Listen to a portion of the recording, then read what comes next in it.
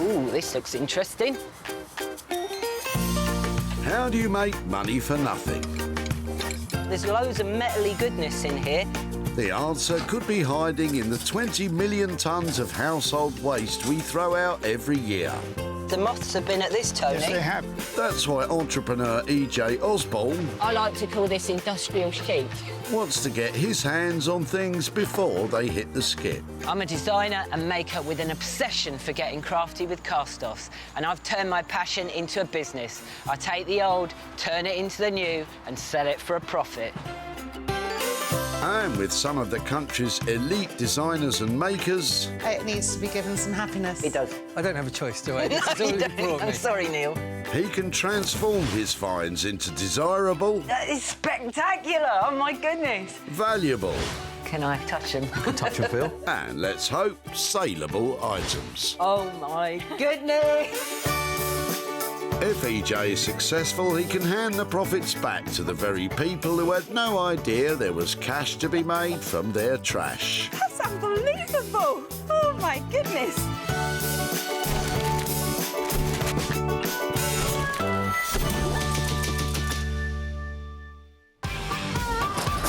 The sun is shining over the Woking Recycling Centre, where junk genie E.J. has been given special permission to roam the rubbish tip, looking for trash to work his makeover magic on. It's hot, it's busy, loads of people are driving in. I'm going to go and save some rubbish. He's a man on a mission to discover 3 items of tip-bound treasure. And he absolutely will not stop until he's found them. Actually, I need to go to the toilet. All right? Well, OK, he might stop occasionally. You know, when needs must. Here's hoping he doesn't miss the garbage goodies in Conrad's boot. Oh, hang about. Hello. Hello, how are you? You Yeah, all not right? bad. Yourself? Yeah, good. So where's all this come from then? It's actually come from my mum's back garden. It's just bits and bobs what she's bought for the grandkids over the years and been left at the back of the garden to rot, so I'm sort of clearing it for her. Right, well, there's loads of metally goodness in here. Lots of legs, tubes. Thing that I really am attracted to, these things. What are these? It's, to my best of knowledge, it's some sort of tin shelving. I think that those are really exciting. I know they don't look it at the minute, but I think these have got great potential to go on and be something else. So would you mind if I take those off your Of hands? course They're going to go on and make something amazing. I don't really see it myself, to be fair, mate, but you seem like you're quite enthusiastic about it, so... Yeah, trust it'd be me. good to see. It'd be good to see. E.J.'s creative spark has been fired up by the scrap metal shelves. What does Conrad think could be made from them? To me, it's just a lot of junk. I don't think I could make anything out of it, to be honest. Nothing at all. But EJ seems to think he can, so we'll see what he comes out with, shall we? I'm really happy with these. They're beautifully weathered from being outside, got that lovely industrial patina going on. I think these have got great potential to go on and be something really good. And E.J. knows just the man to turn potential into profit. Norman Wilkinson is a self-taught furniture maker with more years of experience than he cares to mention, making handcrafted, bespoke items that stand the test of time. I'm self-taught, never been to college, never took woodwork at school, so over the years I just taught myself. We started making a few pieces and it just took off, so it was the best thing I ever did. Oh, the reclaim is great because it's, you know, if you're making a tabletop out of reclaimed timbers and everything, no two tops will be the same, so it's tactile, it's always got his own mind, it's beautiful. Norman's passion for all things reclaimed could be tested by this old pile of scrap.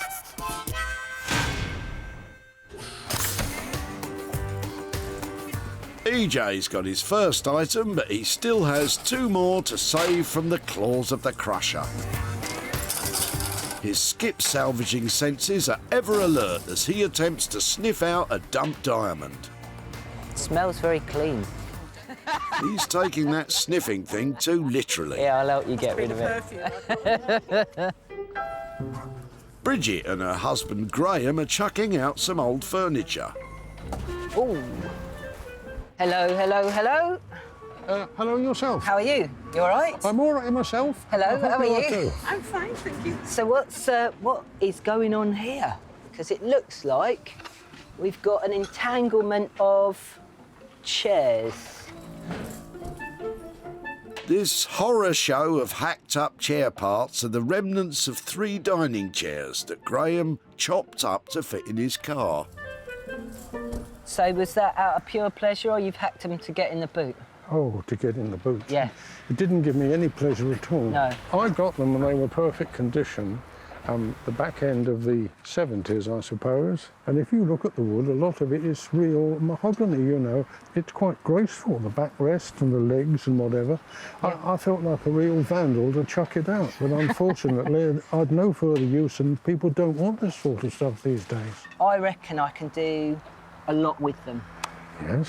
So I'm glad I caught you before any more damage was done. Well, here I present you with these 2 arms. Excellent. Another pair of arms. I'm going to carry him off, and I'm going to see you soon. Listen carefully. You made an old man happy. Excellent. Well, I'm glad. So, Graham's a happy chappy. What about Bridget? Excited to think that something can be done, even though we've sawn them up. And I await, perhaps, to see what can be made of something that just looks impossible. So this big old pile of broken up chairs is a real tragedy. But there's loads of good solid wood here and just enough pieces of the puzzle to reassemble into something good. Although this one is going to be a gamble.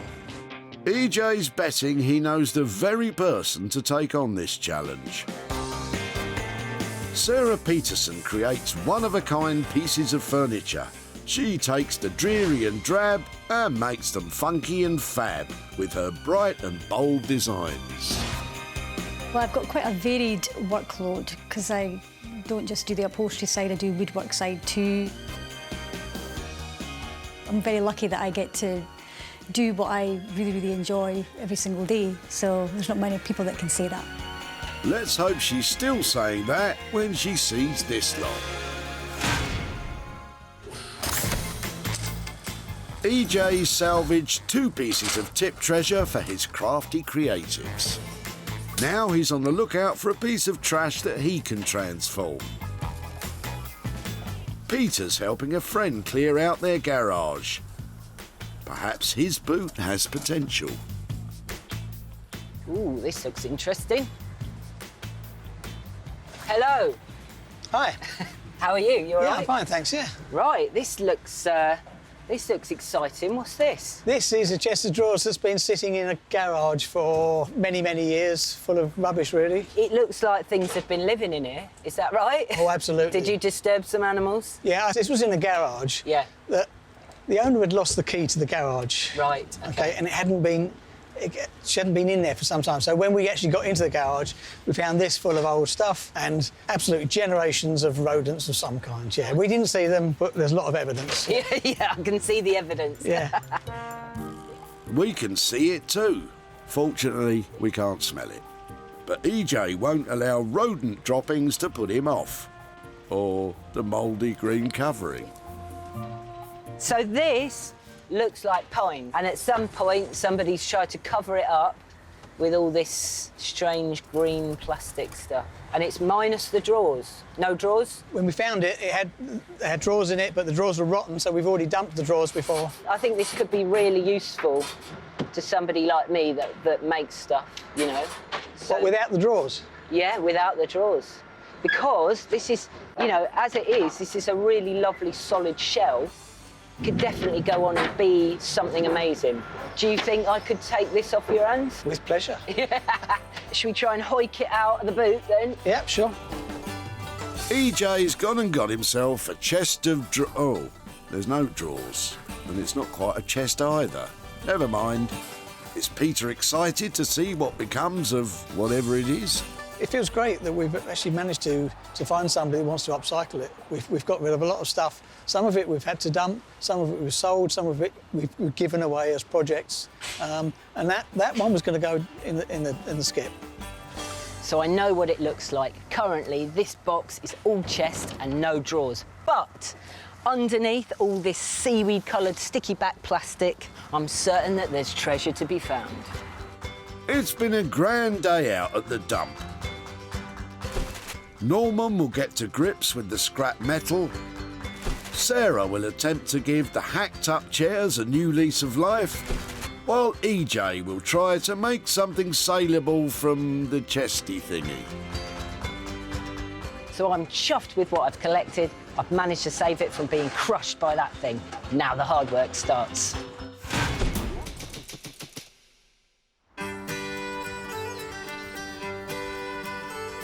First stop is in the village of Hellingley in East Sussex,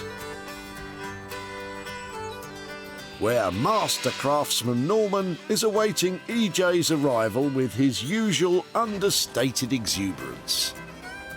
We don't mind what we get, you know, whatever comes through. It's all a challenge, but if we can have fun with it along the way and make it work, yeah, happy days. You can always rely on Norman. What you brought here? Right. Well, Looks like a scrapyard in here, doesn't it? it's beautiful scrap. Norman. Beautiful scrap, is that what you call it? Yeah. OK, then. Excellent. So, what's your plan for these exciting pieces of whatever they are? Well, what I thought was that they could be shelves or a shelving unit, supplement them with some of your nice bits of wood, keep it industrial. We've got 4 of them, haven't we? So, we could make... what about making 4 side tables? As they say, 4's the magic number. So with these as the top? Use these as the tops, yeah. Yeah. So we would straighten them out. Don't make them too pristine because we are trying to keep the industrial look. If we use reclaimed pine or materials and we make bases out of them. That sounds really good. We'll try and do posh but rustic as well. We have 2 on the famous tapered leg. So we do a very nice tapered leg. Yeah. And the other 2 we could have where we come down with posts, square legs, and with the reclaimed timbers again, we could put a shelf in the bottom, like a pot board. Yeah. So you get 2 one way and 2 the other way. So if someone doesn't like it with the open space, you can have someone who likes it with a pot board. And, so 4 tables, 2 variations. 2 variations, yeah. That is a great idea. We keep the... Obviously, we will clean the tops and age them. I mean, this is beautiful, this one with the rust in it. So you can keep some of that patina then? Oh, yes, we'll keep this. Yeah. This will be absolutely fantastic, it will Great. look. Really cool. I reckon these are going to be good, but cost-wise... It's always down to the money, isn't it? I need to pin you down, always Norman. I need to pin you down. It's not just do it, is it? What have you got? We'll do you a really good trade price and we'll look after you. We'll do it for £600 for the 4. Let's do it. Yeah, a lot of work, but they're going to look fantastic when they're done. They better had for that budget. Wow. I went in there thinking we were going to make 1 thing, but we're actually going to make 4, and that makes me 4 times as excited. Norman is going to nail it. EJ's confident, but with a budget of £600, let's hope Norman can hammer out any issues with the scrap metal. Perth in central Scotland has plenty of grand historic buildings, but it's far from fuddy-duddy. It has a vibrant art and craft making scene, which is why designer Sarah is right at home in this beautiful city. EJ sent her the hacked up chairs, and Sarah's been busy figuring out exactly what she's got. First impressions? Sometimes a says it all. This is a challenge, that's for sure, but let's see what EJ has to say when he gives me a phone. Yes, I think it's time to hear exactly what he's got to say for himself. So what I was thinking that you might be able to do with them, there's enough bits and pieces there to either create at least 1 chair with some donor bits and pieces, or possibly create 2 chairs. I think it might be a great idea to kind of, you know, paint them some bright colours or maybe strip them back and keep them in their natural state. Looking at them just now, I think I'm going to concentrate on making 1 just now, replacing the back on 1, and then hopefully doing something with the second chair. And then I think painting would maybe be better to stay within the budget. What kind of budget could you do that on? Say maybe £110 per chair. I think that sounds really good. There's a lot of work there, and I think that's a really, really good price. So I'm going to take that and run with it. OK.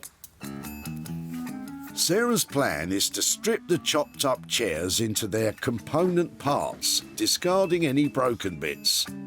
And from what she's got left, try to assemble a chair or two. Well, I have to first of all remove the seat pad because he's just come off. What I'll do is I'll unpick all this later on and use the actual wooden frame to recover. Then I have to replace the whole back on this one because it just comes off as well. Then I need to take one from here and then basically remove all these parts here and then just replace this whole back onto the new one. Sadly, it's quite tricky because if I hit it too hard or do something silly, the whole chair could break and I could end up with nothing. Ooh, Sarah's going to need all her skills of restoration on this job. Let's get cracking. I hope she doesn't mean that literally. EJ has agreed a budget of £110 per chair. But will he get a pair? Or a single chair? Or end up in total despair?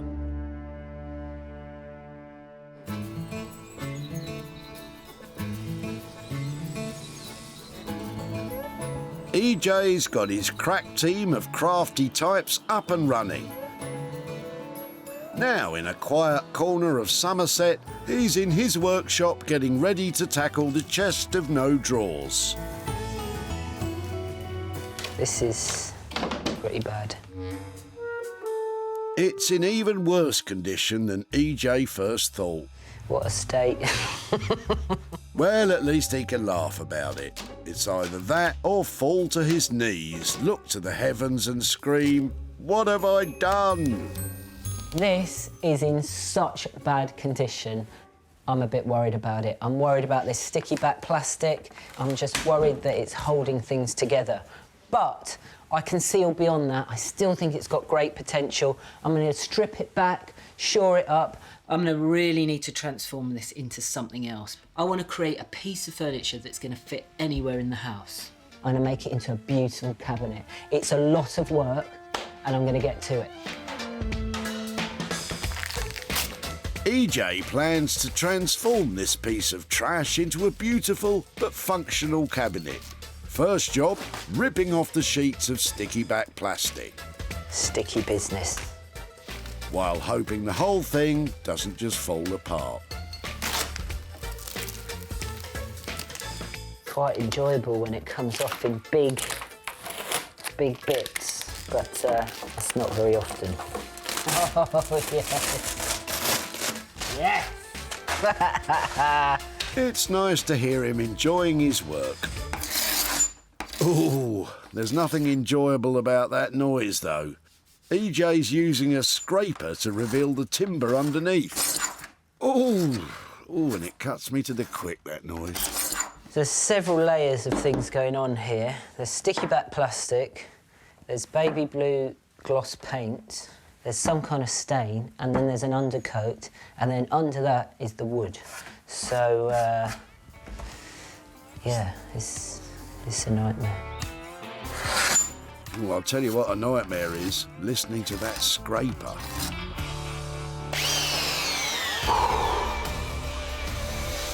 Never has the mighty roar of a belt sander been so welcome. EJ's attached a sanding belt with a coarse grip that will make short work of the multiple layers. But this big old beast can cause damage to the wood if misused. Don't push down, allow the belt to do the work. So that was a labour of love. Lots and lots of layers, but I've managed to get it all off, and now I need to turn my attentions to the front. EJ's going to remove the shelf framework to make room for cabinet doors. So once I take this one out, there's definitely no going back. So I have to be completely sure that I want to take this one out. I'm not completely sure, but here we go. The framework not only supports the drawers, but also the outer shelf. The more I take out, the weaker this whole shell becomes, so I have to go really gently. My understanding of really gently and EJ's don't match up. What's rattling around? Oh.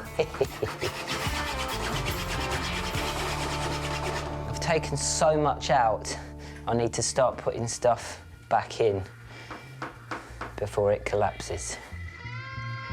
EJ's doing a flat pack in reverse. So far, he's spent £70. He is hoping we'll have more than a pile of old wood to show for it. In his East Sussex workshop, Norman is getting to grips with the sheets of scrap metal, which he'll be using as tabletops for 4 side tables. We're going to make the bases first. We'll get the wood in, cut the materials up, get cracking with it, and then we can then measure it to get them to the sizes what we need to. And then when we've done that, we can then play around with the zinc and getting it looking super. Yeah, I think it's going to be good, this one. Love it already.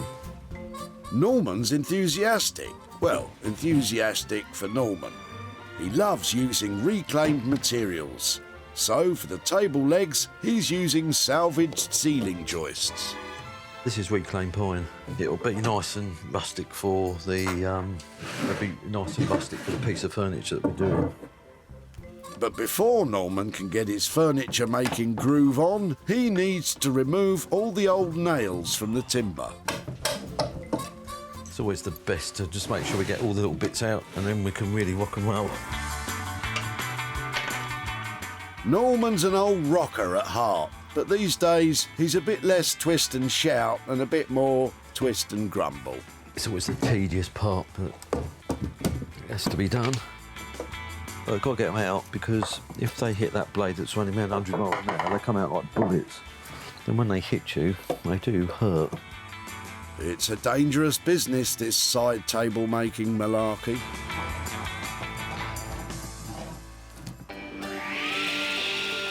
With all the nails removed, it's safe. At least I hope it is, for the wood to be trimmed to the correct width before Norman cuts it to the right length for the legs. All right, so I'm going to cut these to size now. So I'm going to cut all 4 table legs in one go. So I'm going to make them roughly like 32 inches. That's how high we're going to go. It will be perfect. The standard height of manufactured dining and side tables is 30 inches. Norman is making his 32. Will this make the side tables eye-catchingly attractive or overly big eyesores? Norman is crafting what he calls the posh but rustic tapered legs. And, old hand that he isn't even bothering to measure up. Because you've been doing it for a few years, you sort of like get the general gist of how you're going to cut it. So, and if it's not enough, you can always just run it through and take a little bit more off. But I reckon it'll be quite a nice little fine taper. And if it's not, we just carry on until we get it to a fine, nice little taper. We could be ending up with toothpicks here. Norman may love to rock and roll, but no one likes a table that does.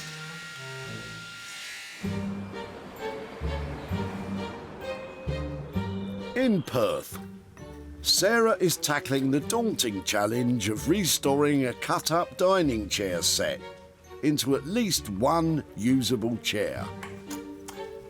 That was the easy bit.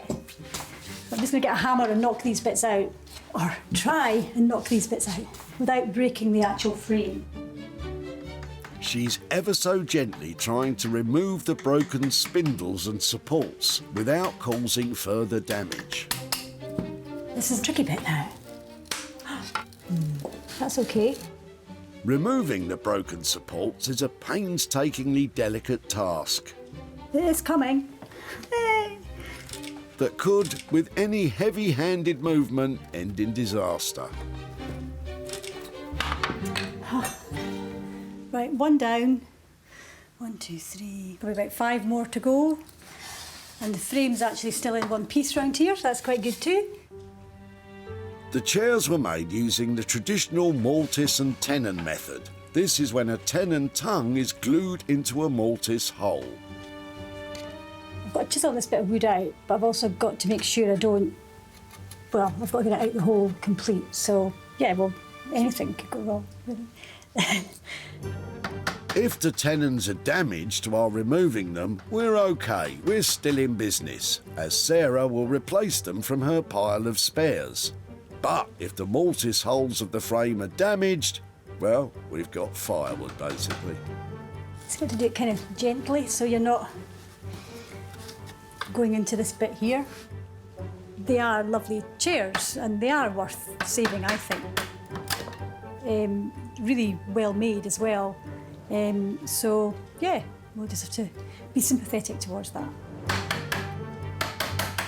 It may not look that sympathetic, but Sarah's got to be cruel to be kind. Another option would be to replace the broken bits of wood. But Sarah has a passion for restoring vintage furniture and wants to use as much of the original frames as possible.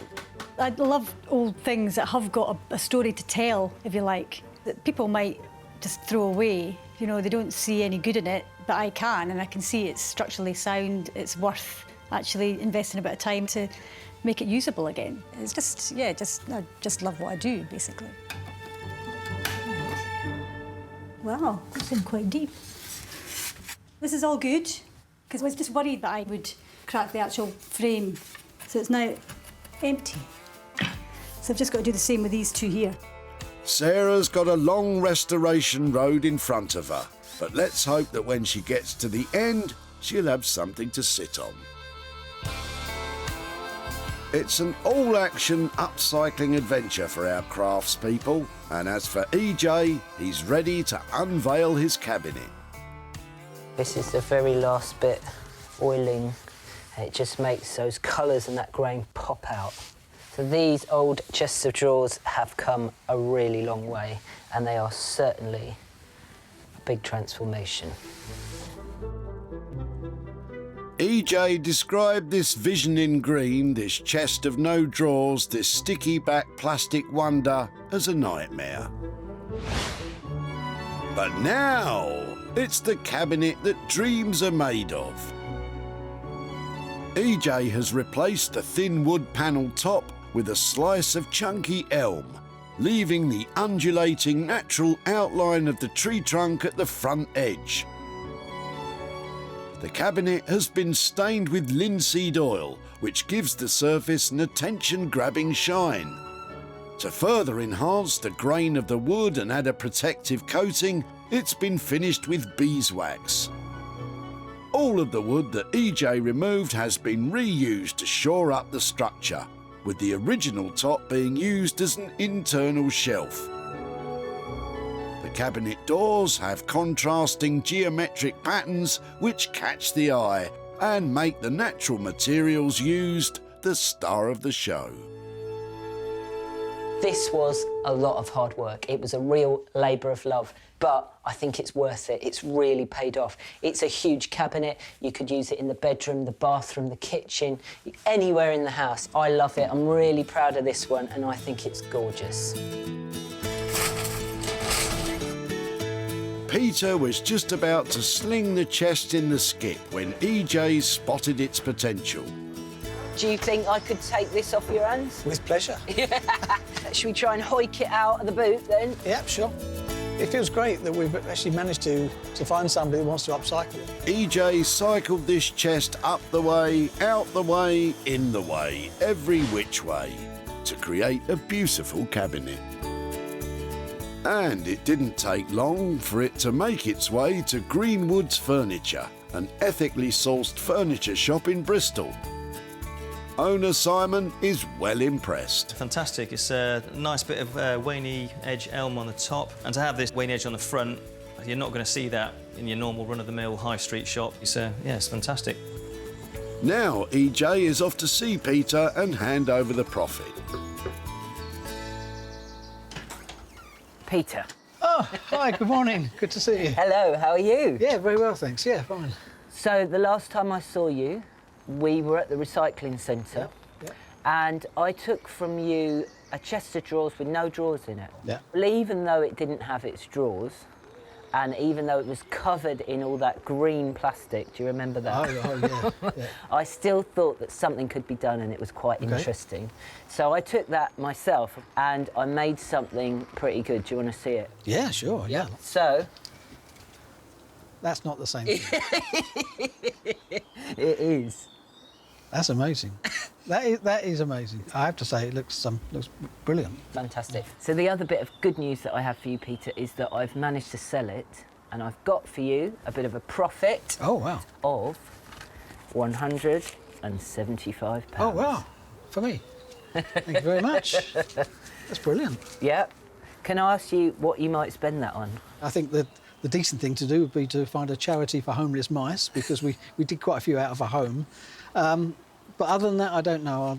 Obviously, I'll have to treat my wife, because she's now heard about it. But beyond that, I don't know. Fantastic. Well, look, whatever you do with it, have a really good time.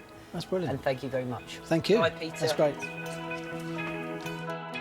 EJ spent £70 on materials.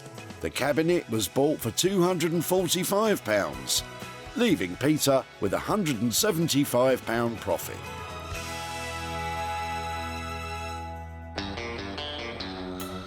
EJ is on his way to see if Norman has been able to transform the scrap metal into side tables. We've put our heart and soul into them like we always do, so I'm hoping he's going to find them fantastic. So, yeah, I think they're quite cool, so, yeah, let's rock and roll. Norman has given this transformation his heart and his soul. So let's strike up the band and, as he likes to say, rock and roll. Oh yeah! Norman has shaked, rattled and rolled the metal panels into 4 tabletops using reclaimed timber for the bases. EJ loved the weather-beaten and battered rusty lustre, and now it's the focal point of the furniture. One pair of tables has extra long tapered legs, which adds elegance to the hard-edged industrial feel of the top. The other pair were given a chunky country-style finish with the wood-block shelf and square legs. Has Norman turned heavy metal into a surefire hit? EJ will be the judge of that. Norman? Hello? Hello, mate. You all right? Yeah, you? Oh, my goodness. You're a genius, you are. I like these a lot. They look high-end. I love the fact that you've kept the holes and you've kept the vents and you've celebrated the age. I'm all about celebrating those lovely marks. And we've used reclaimed timbers on the base. We had to put wooden trim round the side, under the tops as well. So we took away all the sharp edges so no one could catch themselves or cut them. So, yeah. So we've, we've just done what we've done. So, but yeah, they look really cool. We've left all the holes in them because they tell a story and they tell what they are. Yeah. Seriously, Norman, these look better than I imagined. Because I always worry with this whole kind of side occasional table, if people will be able to fit them in a modern home. But actually, these ones are lovely and they're much slimmer than I imagined. Like, these could go in any hall, like even in a new house. I mean, they go by a hall, but also go behind a sofa. Yeah. So it'd be a sofa table. Yeah. So, yeah. I mean, really, the versatilities of them are really great. Yeah. Norman, these look amazing. They look like a lot of work. I know you said £600 budget. Did you come in on that? We come in banging budget. Fantastic. Yeah. Good man. I mean, even though you've celebrated the age, they look clean, they look sharp, they've got that contemporary edge. Yeah. I think these are gonna go like hotcakes, Norman. Well, I hope they do. If not, you're in trouble. Oh, really well done, Norman. Thank you so much. See you soon, Nick. Bye. That Norman, he's a genius. Great use of materials. Those tables are absolutely perfect. And to think the scrap almost ended up in the skip. Conrad had a boot chock full of garbage, but EJ spotted the potential in the metal shelves. If I take these off your hands, they're going to go on and make something amazing. I don't really see it myself, to be fair, mate, but you seem like you're quite enthusiastic about it, so... Yeah, trust me. It'd be good to see. The capable hands of Norman have given the scrap metals a whole new lease of life. And they were sold to Sarah Hughes Home, a furniture and homeware store in Marlow. Owner Sarah is very happy with her purchase. Wow, I love these tables. We've got 4 of them and Norman has done an amazing job. He's really kept the patina on the metal here. These are going to fly out. EJ is paying Conrad a visit to hand over the profit. Conrad. Hello, mate. How are you doing? I'm good, how are you? Good, yeah, very well.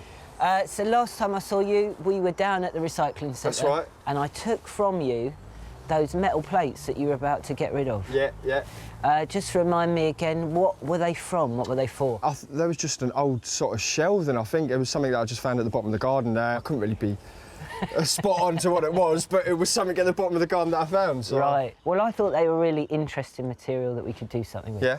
So I took them to a chap called Norman, who's really nifty with his tools. Right. And he made them into something pretty amazing. Do you want to see them? Yeah, definitely. Yeah? Yeah. OK, you ready? Yeah, come on. Right, then. What do you think of that? Wow, it's a worktop, isn't it? So, yeah, they're like side tables. Yeah. For the hallway. Yeah. So you managed to make 4. They're quite retro.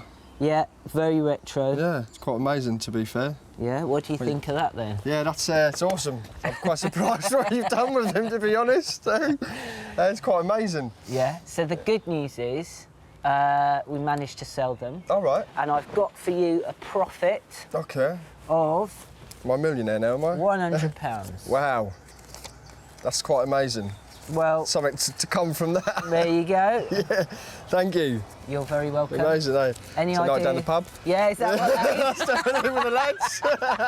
Good, Cheers I'm for glad that. to hear Spot it. on. Fantastic. Wicked. See you later. See you, AJ. Norman charged £600 to create the tables. They were sold for £700, giving Conrad £100 to head to his local with. Oh, that kebab is going to taste pretty good as well.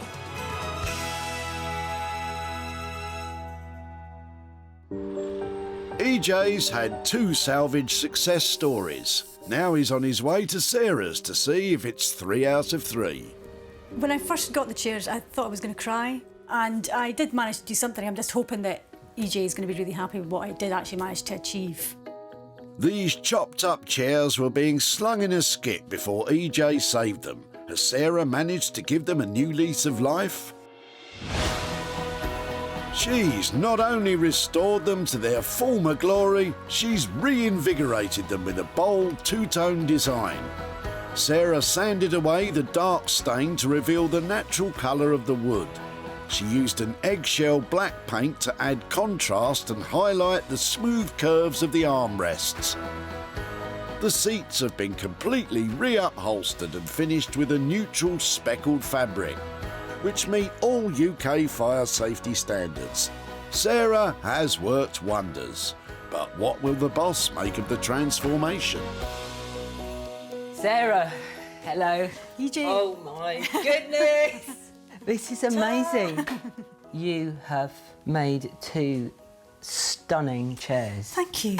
I'm quite happy with them. This was a pile of sticks. How on earth did you take that and make these 2 amazing chairs? There was probably about maybe 2.5 chairs, 2 that were nearly complete and then bits of another. So I had to put a new back on one of these. I used a bit of the back of a separate chair and basically reapplied it. And the other chair was actually quite complete, apart from the arms had been cut off, so it then had the arms reattached. Right. And so there's a few kind of joins and things, but that's where the kind of paint effects come in, because they all kind of help to cover all those flaws up. But which one was sawn off? I've done such a good job. Yeah, I can't you tell. cannot no, see it. I think it was this one, so you can just see a very fine line. So the design, the paint job has come in with the design of further hiding that. Yeah. You'd never know. I can see why you wanted to save them, because they are such a beautiful design and such a beautiful look. Absolutely. Now they've been finished. Absolutely. So The budget was £110 per chair. Did you manage to come in on that? I went slightly over. They've gone to 125 per chair. OK. I think that is, you know, extremely forgivable. They're just stunning. They're beautiful. OK. It's a job well done. Well done. Bye. But it started to tip it down out here, but nothing can dampen my spirits after seeing what Sarah's done with those chairs. Now all I'll have to do is sell them. At the dump, Bridget and Graham were overjoyed that EJ wanted to take away their broken-up chairs. Listen carefully. You made an old man happy. Excellent. Well, I'm glad. Quite excited to think that something can be done, even though we've sawn them up. There's always something that can be done when you have Sarah's skills. And it wasn't long before the chairs were snapped up by a private buyer. Now EJ is about to visit Bridget and Graham to hand over some cash. Bridget! Hello. Hello, how are you? Very well. And Graham, how are you? You again. I'm very pleased to see you, and I'm well, thank you. So the last time I saw you was at the recycling centre. Yes, indeed. And you had lots of chairs that were all chopped and hacked and sawed up. And I took those off you. And I took them to a lovely lady up in Scotland called Sarah. And she put them all back together and did truly amazing things. Would you like to see them? Only if you insist. You ready? It's quite a transformation. OK. So... Oh, my word. Wow, that is incredible. Oh, that was a major error to get rid of them. They're lovely, aren't they? They're too lovely now, aren't they? So she made, out of all those bits, a pair of chairs. Yes. I know. Look at that. Yes. Yeah. Well, the good news is we did manage to sell them. Really? And I've got some money for you. And that is... No. A profit of £100. Goodness gracious, I noticed £100? You've given it to my wife, but yeah, that's par for the course, isn't it? Oh, how lovely. That's, That is fantastic. this is the very last outcome we could have ever expected at the dump. Well, when we first met you. No. This is astonishing, isn't it? It is. well, you're very welcome. Do you have any idea what you might spend that on? Well, I'm in charge of our church Christmas fair. Fantastic. And I'm going to put this in as a help towards the Christmas fair. Fantastic. That's an amazing That's rather cause. a shame, because I thought we might push the boat out, but I'm afraid that's been condemned. Oh, well, look, maybe No, you will have this is- fun at the Christmas fair, Graham. Well, may I just say that I'm astonished at what you've shown me, and it's nice, and I presume they'll go to some happy recipient who will enjoy using them. I think they definitely will. Well said, Graham.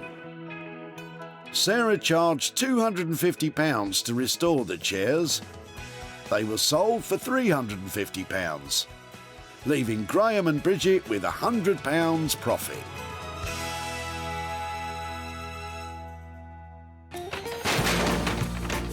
EJ saved once cherished possessions from being chucked in a skip. Instead of being lost forever, they've all been given a new lease of life and a chance to be treasured again. Wow, yet again, some amazing transformations that I'm sure will go on to be enjoyed for many more years to come.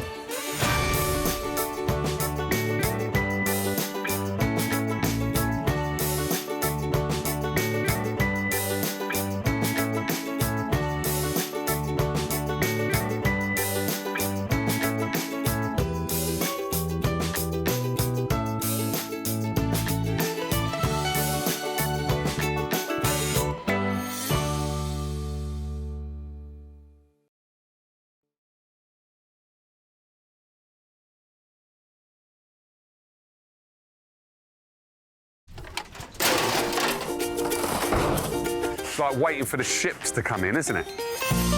How do you make money for nothing? You're throwing this away as well? The answer could be hiding in over 20 million tonnes of household waste thrown out by us every year. This is nice, though, isn't it? That's why reclamation expert Jay Blades wants to get his hands on things before they hit the skip. I've been a builder, I've been a philosophy student, and now I'm a furniture restorer. So I know more than most about transformation. I revamp the old into the new and then sell it on for a profit.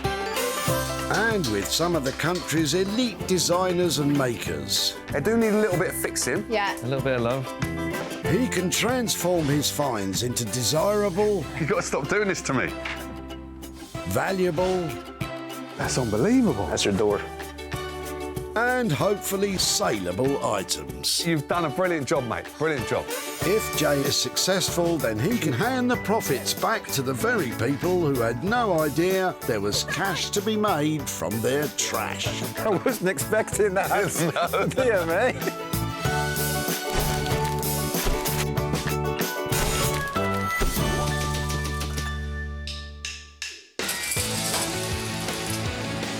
Jay's at the recycling centre in Walsall, and he's looking forward to a busy day rummaging through people's rubbish. I'm back in my neck of the woods today, which is Warsaw, and I can't wait to get my hands on those gems. Jay's been given special permission to gather 3 items that can be upcycled and sold on. Waiting, waiting, waiting. And it takes patience and a keen eye to spot a winner. This is the best position to be. If there's anything I want, I'm onto them.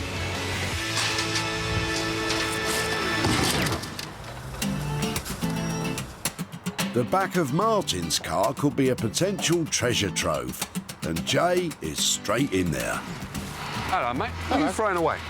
I've got a couple of lathe tools, these are. Lathe tools? Yeah. This is heavy, though, isn't it? Yeah. That's a throw arm for turning shafts on a lathe. You use a catch plate. Catch plate. It's a plate you actually bolt to the lathe. Right. And what it goes, an arm that sticks out. Yeah. And what happens is you put a shaft in, you put a centre, which is a point, right, which goes into the end of the shaft. Yeah. That goes on the shaft, and the arm takes it round. I don't blame you for looking confused, Jay. And there's another mysterious tool in the box. That's a tap. Right. You have taps for threading holes. Oh, I'm with you. So then the bolt... Yeah. This makes the thread? This cuts the thread. This cuts the thread? Yeah. In a hole? Yeah. Right. How long have you had these then? I've had these about 15, 20 years. What happens is when skilled men retire, what happens is they pass their tools on. Yeah. And that's how I came to get these. Oh, so these are passed down to you? Yeah, they're passed on. Oh, cool, man. But the trouble is, you've got that many tools of your own. You've got loads, yeah. It just takes over the garage. Oh, what wow. I'm doing is just getting rid of this stuff I don't need. Is it all right with you if I take your tools then? By all means, if you can use them. Yeah. All right. Well, if I turn it into something, I'll keep you posted and let you know. All right? Don't drop them on your foot there, heavy. I won't do. All right.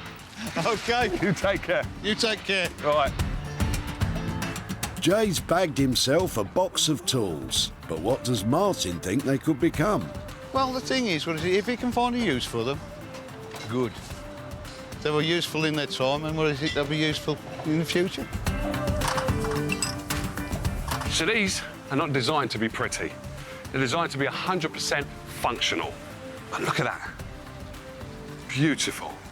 And I know just the person to take these to, and hopefully turn these into a nice profit. And who is this maker who can turn metal into moolah? Guy Trench. His love for lighting is electrifying. Using salvaged materials, Guy can transform even the rustiest mix of metals into truly one-of-a-kind lights. Everything in life I've done is because I like doing it. Whether it's made a lot of money or made no money, it's because I like to do something. Not only do I love doing it, but it's different every single day. I think my job really is the best job in the world. Guy is ingenious, but will these tools prove to be too brutal to be beautiful?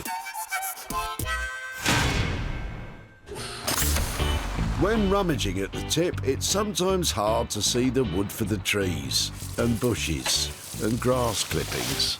Garden waste and more garden waste. But it's not hard to see what Susan and Albert are getting rid of. See, now this is what I'm after, a sofa. Hello, how are we doing? Hello, good morning. Can't get it off. You can't get it off. Let's have a look. Ever the gentleman, Jay's lending a hand to offload the sofa. This is nice. What are you doing with this? Obviously, you're throwing it away, ain't you? Yeah. Yeah? And how long have you had it? Oh, how long have you had it, Dad? Oh, 10 years. 10 years. So, I'm going to be cheeky. Have you got cushions? In the boot. You've got cushions in the boot? Cool. I'm going to be even more cheeky and ask you, does this have an armchair? It does, yes. Have you thrown it away already? No, it's got to come here today. Oh, it's coming up as well? Yeah. Oh. Unfortunately, the seats have been stored outside for a while and the rain has made the upholstery a bit wet. But that doesn't seem to be putting Jay off. Can I take this away then? Is it all right with you? Yeah. And you might bring along the armchair later on as well? Yeah. Yeah? Yeah. Will it go to a nice home? Yeah, it will. Once it's transformed, and you're going to be amazed at the transformation, because these, I think, are absolutely beautiful. And it's just the right size for a modern house now, because most houses are quite small, yeah. And this is quite a compact sofa. So thank you. You're welcome. For that. Thank you, Dad. All right, so this is mine now. Then. You can let go of it. All right. And as good as their word, 20 minutes later, Susan and Albert return with the matching armchair. So, does Susan have any suggestions for a makeover? I like patchwork. I think it'd look nice on there. So what I've got here is a wing-back armchair and a matching sofa. Now, basically, I love the shape of these, but you've got the button-in, which is a little bit dated. Fabric, also dated. With the right modernising, I guarantee you, this will turn us a profit. And Jay is sending them up the M6 to a Mancunian who's a master in rescuing retired seats. Simeon Horton-Smith has been making waves in the upholstery world, mixing classic techniques with modern, fresh design. His passion is giving old furniture new life and a chance to be loved again. I'm a bit of a perfectionist when it comes to chairs. I kind of need to learn sometimes to say, this job is now done. People come back and they pick it up and they're like, wow, is that the same chair? And that's, you know, that makes it all worth it, all the long hours worth it. With not one, but two pieces heading your way, there could be more long hours in store, Simeon. With the tools off to Guy and the soggy seats going to Simeon, Jay needs to find something he can work on. I'm not going to find any rubbish doing this, am I? Grattan's visiting the tip to offload some of his unwanted possessions. Is there anything in there for Jay? Hello, how are we doing? Oh, great, yeah. You good? Yeah, great. All right, so what are you doing with these? Tell me you're throwing them away. I'm throwing these away. Wow. How many have you got? I think about 14. 2, 3, 4, 5, 6, 7, 8, 9, 10, 11, 12, 13, 14, I think. OK. So how long have you had these then? 4 years, 3 or 4 years. OK. So they just come out of the garden. Where's the plants that go in them then? Right, well, just a change of scene. I mean, just had a small garden with a patio and these just had sort of shrubs, roses, few herbs and just sort of surplus to requirements, really. OK. So what are these then? Well, they hung below the windows, so, you know, outside the front of the house, underneath the small window, and the longer one hung underneath, and it was full of soil and plants. So you're a keen gardener then, I can see? Light touch. light touch. Easy maintenance. I think that's the best way. Easy maintenance. So, chuck a few plants in a pot that just need watering every now and then, but not really a, you know, not really a turning the soil over. OK. Is it all right then if I take that and this lot away then? Yeah, feel right? Free. I'll throw in the slugs and the spiders for free. Oh, yeah, brilliant. Yeah, I was thinking that. I do want them, especially him. He's quite gorgeous, isn't he? Yeah. So thanks for that. And what I'll do is I'll stay in contact with you. And once we're able to turn these into something, I'll let you know. Is that all right? Yeah, great. Cool. Grattan has no more use for these pots and baskets. What does he reckon can be done with them? I don't know, he's going to make some kind of object, a sculpture, a piece of art or something, or something practical. I wouldn't know. So we've got loads of material here. We've got blue pots with slugs attached, some terracotta ones as well, and I've got lovely metal. Now, all I've got to do is pick the right project, and I guarantee you we'll be turning a profit.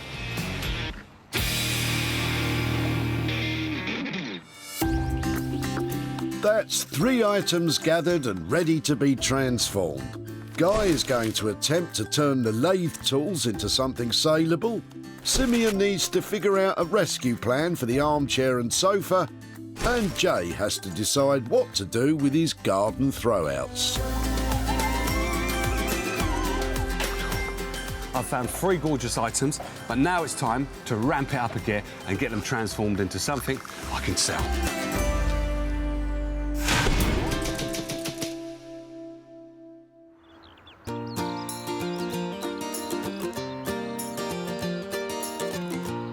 Jay has sent the lathe tool parts to Essex, and Guy is getting a first look at what he'll be working with. 3 bits of metal. It's going to be quite a challenge to make it look great. Can't argue with that, but Jay is eager to hear what Guy has in mind. All right, Guy, how's it going? Oh, hi, Jay. Very well indeed, thanks. What do you think of them? They're quite decorative. They're just bits of old metal. Yeah. So one of the ideas that I had was basically to turn it into a ceiling light. What do you think of that? With a ceiling light, it's going to be quite heavy, although we can use some chains to hang it up with. But what you'll see is the wire going down the back of it on one side. There's nowhere really hiding that. You can't sort of drill into sort of solid steel. Well, you can, but you need to have a decent amount of room for the wires still to go through, so it's quite a major job. So I think what we'll have to do is either a wall light or a table lamp, and I'm sort of favouring a table lamp out of these. Yeah, that sounds quite cool. How much is that going to set us back? I think this will set you back £130, and what we use is a granite, one of our black granite bases, which is sort of textured.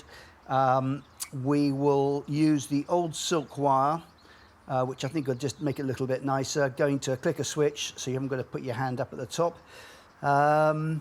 And we'll put a normal BC bulb holder on the top. We may even just put, may not even have a shade, but just get you a funky bulb in there, which looks like it's doing something. You know, it's like it's drilling into something, the sparks flying off the bulb. So give you the sort of heavy industrial engineering sort of look to it. Okay. So if it's all right with you, I'll leave it in your capable hands, and when it's all done and dusted, just give us a shout, and then I'll come up and get it. I look forward to seeing you. All right, then, mate. You take care. Okay, bye-bye. See you later, Guy. For £130, Guy is going to have to figure out the best way of fitting these tools together to make an attractive table light.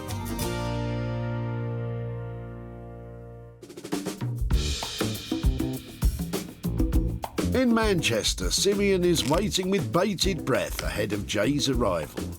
The best thing he could bring me would be a nice Urquhart chair. Yeah, something Danish would be nice.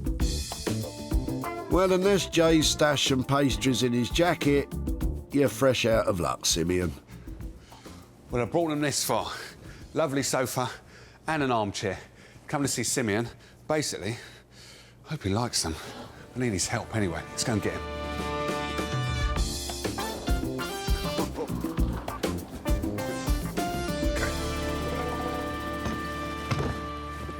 Wowzers.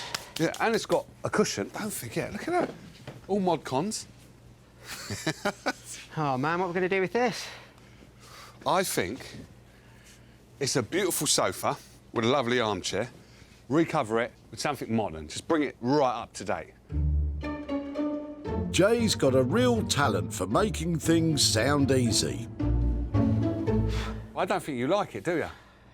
And he's pretty good at mind reading too. Just don't know. It's like, you know, when you see something and I'm trying to picture what fabric to put on it and where it would end up. I don't know. I just don't know about this at all. And I think it's going to be a big, big job. We're going to have to strip it back to the wooden frame and rebuild it. And I just don't know. Is that saleable, would you say? I'm with you. Why don't we just make something new out of it? Something new? What's the plan, guys? How about we use this and we make an ottoman or like an Ottoman footstool out of it. And we put some cool legs on it, maybe we'll paint the legs, and we'll just... because everybody needs to put their feet up. I do like the idea. So, for a footstool, how much are we talking? Big footstool? Yes, please. I reckon we can do something cool for like 150-ish, depending on fabric. 150? I think so. All right, Cool. cheers for that. Excellent. I'm happy. Have yourself some fun. I'll get started. Cool. It's safe to say Simeon isn't head over heels in love with these chairs, but is ripping them up the best course of action? Got to be honest, I'm an upholsterer. I don't make furniture, so we're going to have to see what happens when this is all taken off and whether I can attach some legs to it and turn it into a cool piece of furniture that someone's going to want in their house. And until we take all of this off, we're not going to know. So imagine this. I came in with a sofa and an armchair, and Simeon says he's going to give me a footstool. Now, I know he's good, but is he that good? With a budget of just £150, once he starts to strip the sofa, Simeon may find he has seriously overpromised.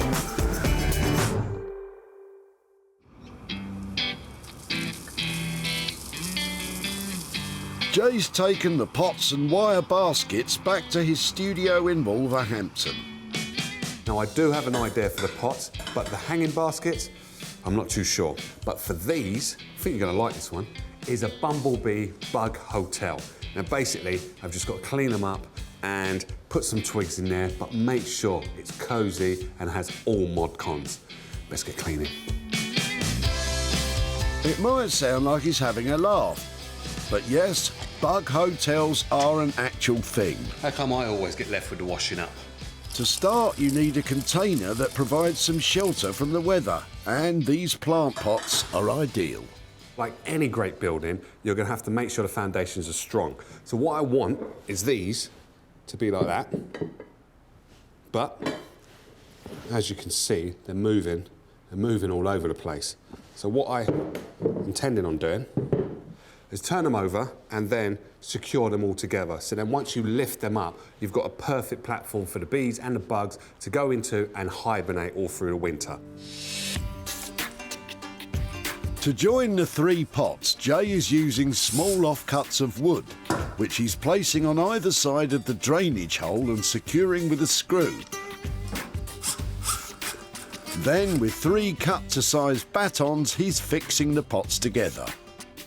So now those are all secure, it's time to start thinking about the interior, sorting out a place for the bugs to actually crawl into and feel secure. So that's what I'm going to do next. The question is, what kind of bugs are we catering for here? I don't know what bugs go in here, though. I want to say ants, because ants are important, but ants build their own nest, don't they? I think there's wood lice, there's going to be some beetles in there, and beetles do something. Don't know what. Hello, is that the Natural History Museum? I'd like to book a colleague onto your Insects for Beginners course, please. So I'm using a PVC foam board, and that's going to act as my door for every hotel room. The reason why I'm using this is because it's solid and also it's waterproof. The other good thing about this material is that I can cut it to exactly the shape that I want to. But I've got to stay focused on it, so excuse me. Jay's cutting out different shaped holes in his doors to cater for as wide a variety of hotel guests as possible. Every hotel room needs a number. Number 3. And every hotel room needs to be furnished. I hope the bees appreciate all this hard work I'm putting in. Actually, there are a whole host of species that will benefit, because modern gardens with their patios and artificial grass really aren't the most welcoming of environments for creepy crawlies. A few bug hotels here and there can do a lot to encourage nature. Jay's gathered a variety of insect-friendly habitats to fill the pots, but he has to fix the doors securely onto the rim of the pots. It's epoxy resin glue, and it dries really quickly, so you have to move like the wind. So I've just got to make sure it just takes. Oh dear. Jay's only spent £8 on materials, but if he can't get the doors to stick properly, there might be no customers checking into his bug hotel.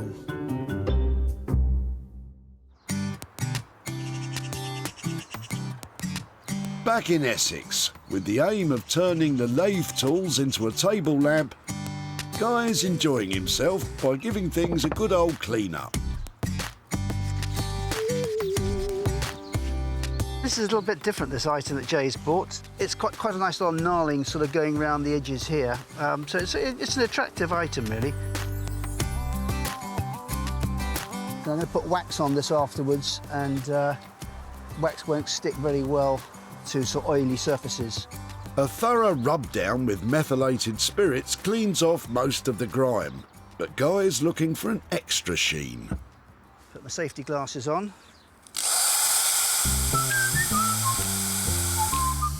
What better way to brighten up some dull chunks of metal than a quick power scour? Guy's decided he'll only use the larger 2 pieces for the lamp. Oh, that smells so good. And to finish them off, he's applying a thin coat of beeswax. Guy's plan for assembling the lamp relies on assistance from trusty sidekick Steve. What are you up to today? We're going to put this lamp together. Well, this is going to be the bottom of the lamp, and we're going to marry that up to there and weld that onto the bottom there. With Guy's plan fresh in his mind, Steve is getting straight to work. Using a grinder, he's slicing off the stem of the tap. Next, a spot of welding is required to join the 2 pieces together. Lovely, good. To house the lighting flex, Steve's shaping a length of steel tubing which he'll weld onto the stand. Happy with the contours, Steve's now bathing the tube in antiquing fluid. This discolours the steel to match the rest of the lamp. With 2 final welds securing the tube to the lamp. All that remains now is for Guy to inspect Steve's work. So we've got this all as one You're now, the magic joined man. on. You're the magic man. Lovely job. Is that how you envisaged it? Absolutely perfect. Yep. Now that's going to look really, really nice with a bulb on the top of it. Well done. Yeah, good job again. You're happy, man. That's what we like. Yeah. The boys have successfully tackled the metalwork, but now Guy needs to add a base and a lampshade. How are you with soft furnishings, Guy? Back in Manchester, Simeon has stripped the armchair and sofa to their bare bones. You never know what you're going to find when you're stripping a vintage chair, and we kind of found everything we don't want to find. The wood's perished, dry rot, we've even found woodworm. I've got to say, it's not good news. That's a pretty damning assessment. Simeon isn't impressed with the materials he has to work with. But he's promised Jay an Ottoman, so he'd better get busy. As the name suggests, this piece of furniture comes from the old Ottoman Empire, centred in what is now modern-day Turkey. Furniture without arms or backs was popular. So when the style became popular in Europe in the late 18th century, they were called Ottomans. So, the back of the chair, we've got a nice kind of curve here.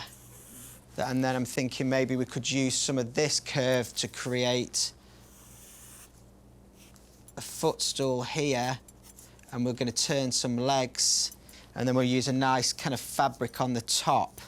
But until we take it apart, I'm not quite sure how we're going to do that. It's a bit of a trial and error, a bit of a prototype situation going on here.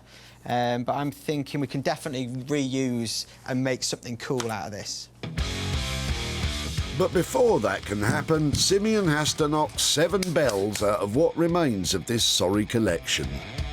There's no right or wrong way of doing this. I think just hit it. Give it some welly, my son. This is a special kind of hammer. It's made of rubber, so if you hit your thumb, it doesn't hurt. That's a total lie. You almost had me for a second there. In fact, Simeon's using the rubber mallet to avoid damaging the wood he wants to rescue. It doesn't take much for the chair to fall apart, and the sofa is equally easy to persuade. A lot of this wood is good wood, so I'm going to kind of, first of all, just get all the major bits that we need. It's going to be a bit like a jigsaw puzzle. Yeah, a rubbish jigsaw, Simeon. This is the other end. Is it just me, or is Simeon slightly losing the plot? Let's just get rid of all the bits that... He used to do such great work on this show. So, yeah, brilliant. Is that it? Obviously, we're not going to make this footstool frame with all this stuff still on it. All right, OK.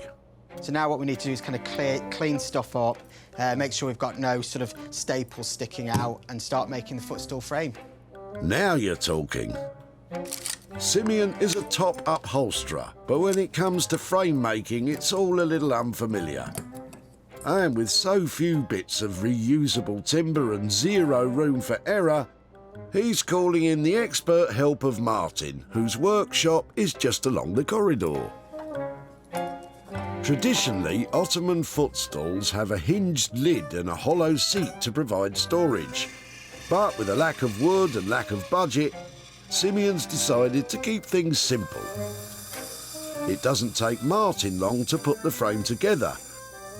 And he also throws in a couple of legs for Simeon to try out. OK, so I'm back from the frame shop. It's looking great.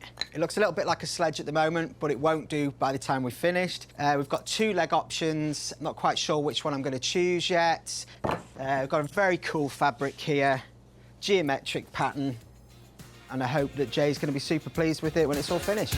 The project is only halfway there, and while Martin's help has driven things forward, it's also put the squeeze on Simeon's £150 budget. Back in Wolverhampton, Jay's fussing like a nervous hotelier on opening day. If I was a bug, this is where I want to live. His plant pot bug hotel is almost ready for business. So I've got my pine cones, I've got my bamboo, and I've got some twigs. Now, it was a little bit tricky, but when you're creating a natural habitat, this is what happens. It's a beauty. What to do with 14 plant pots? Well, evict the slugs for starters, give them a good clean, and then perhaps start a hotel chain.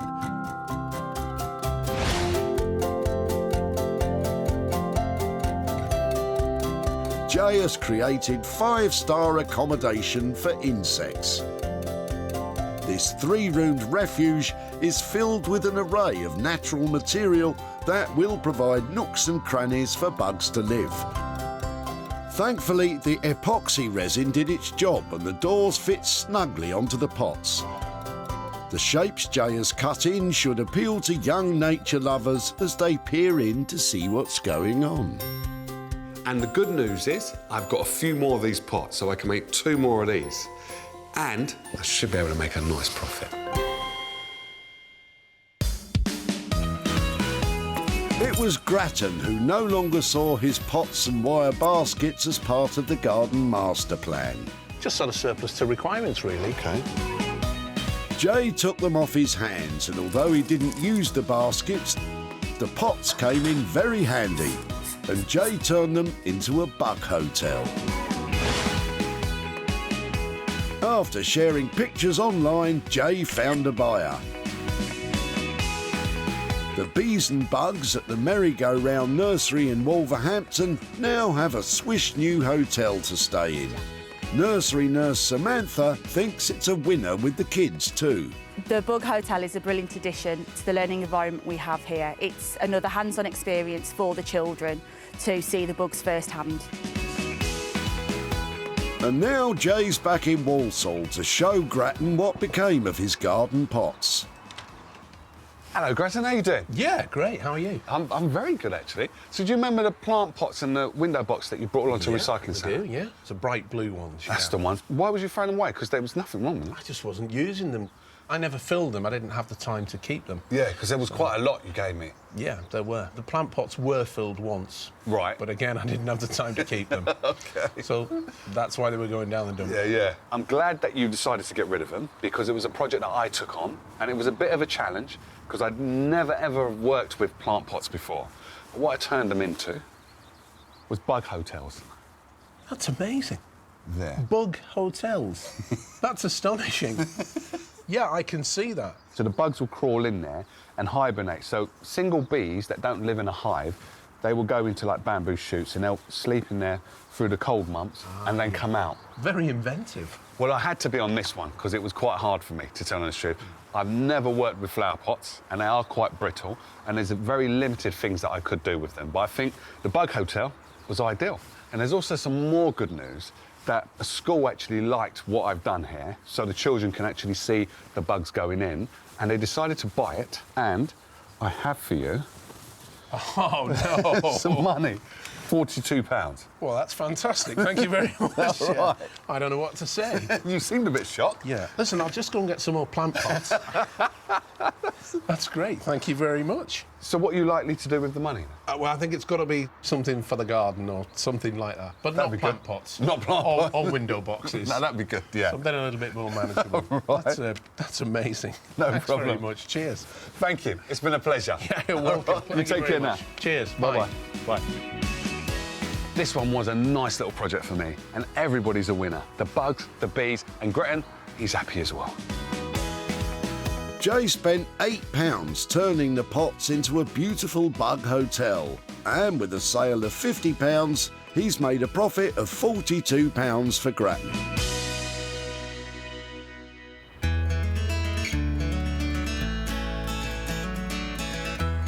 I'm here in windy old Essex. Come to see Guy Trench and see how he's got on with those throw arms that I've given him. Now, if anybody could do something with them, it's definitely Guy. Well, Jay's on his way now. I hope he's going to like the lamp. I love it. I think it's a really good bit of engineering.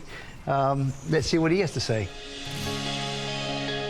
Jay wasn't sure how best to repurpose these old tools. Guy was confident that the two larger pieces would fit together well as a lamp.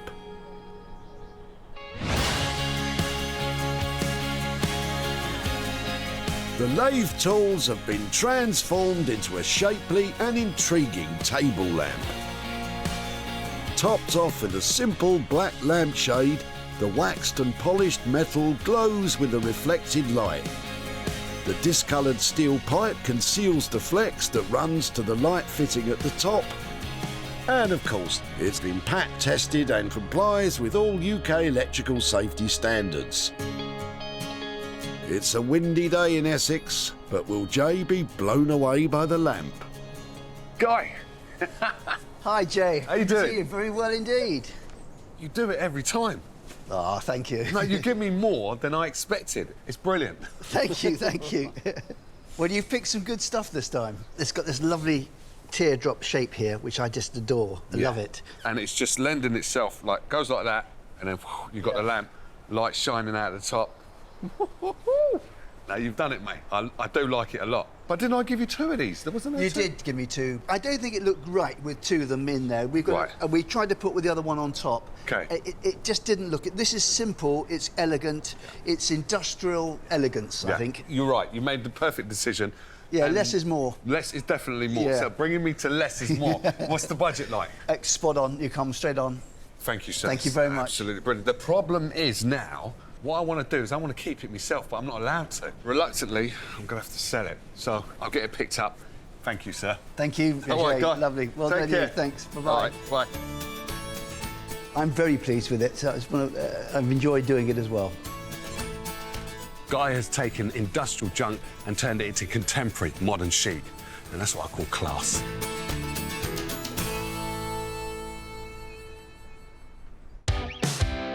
Martin had no more use for his lathe tools. But the trouble is, he just takes over the garage. But Jay thought they were too good to pass up. And in the expert hands of Guy and Steve, these remnants of a bygone industrial age were given a bright future. The lamp was advertised for sale online, and it was snapped up by an eager buyer. And now, Jay is in Sutton Coldfield to show Martin that his old lathe tools live on. Morning. Morning. How you doing, Wayne? You all right? Not too bad, not too bad. What's happened to the arm there? I've just had an operation. Oh. It's called a Dupotron. It's ligament pulled. I've got one on the hand and I've got one on the hand. Yeah. I've just had this one redone. So that's to straighten it out? Then? Yeah, just to straighten your legs. OK, but you're all right, though? Yeah. You're on the mend? Yeah, I'm on the mend. So do you remember, was it a throw arm? It was a throw arm. It was a catch-throw arm. That's Only right. Refuse, yeah. You came round that morning and I was just dumping stuff out and you... Let me have that. Casually walked round and said, can I have that? What did you do with it? Well... I'd love to know. Well, I took it to a guy called Guy Trench down in Essex. Yeah. And he turned your throw arm into. Oh, that's beautiful. Now, I'd never have thought of doing something like that. It's nice, though, isn't it? That is really, really nice, that is. It's celebrating engineering. Yeah. That is engineering, and here just go. Wow. To look at it, it's fantastic. That is really, really fantastic. You like that it, is. yeah? I do like that. Can I have it back?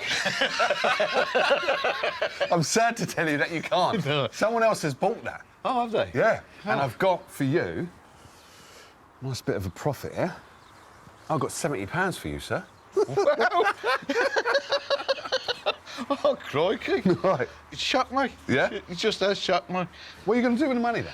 Christmas present for the grandchildren. Oh, brilliant. So that's going towards their Christmas presents. Mine. It's been a pleasure. And to the person who done that with the lamp. Guy, yeah. Fantastic. What a fantastic thing. I'll let him know. Yeah. You take care now. You take care. See you as well. soon. Bye. Bye-bye. From Martin's reaction, it's clear that Guy has captured and celebrated engineering with that table lamp. £70 for the grandchildren? Now, come on. Could be better.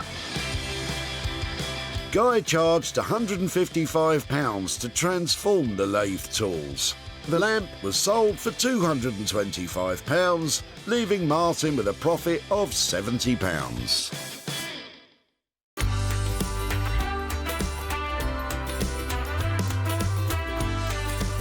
I'm back in Manchester and I can't wait to see what Simeon has done with that wet armchair and sofa I gave him.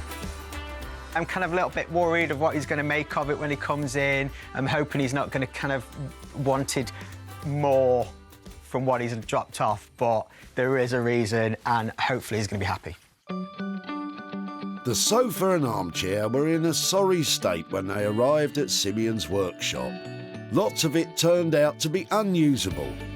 But from what was left, he aimed to create a footstool. How has his plan turned out?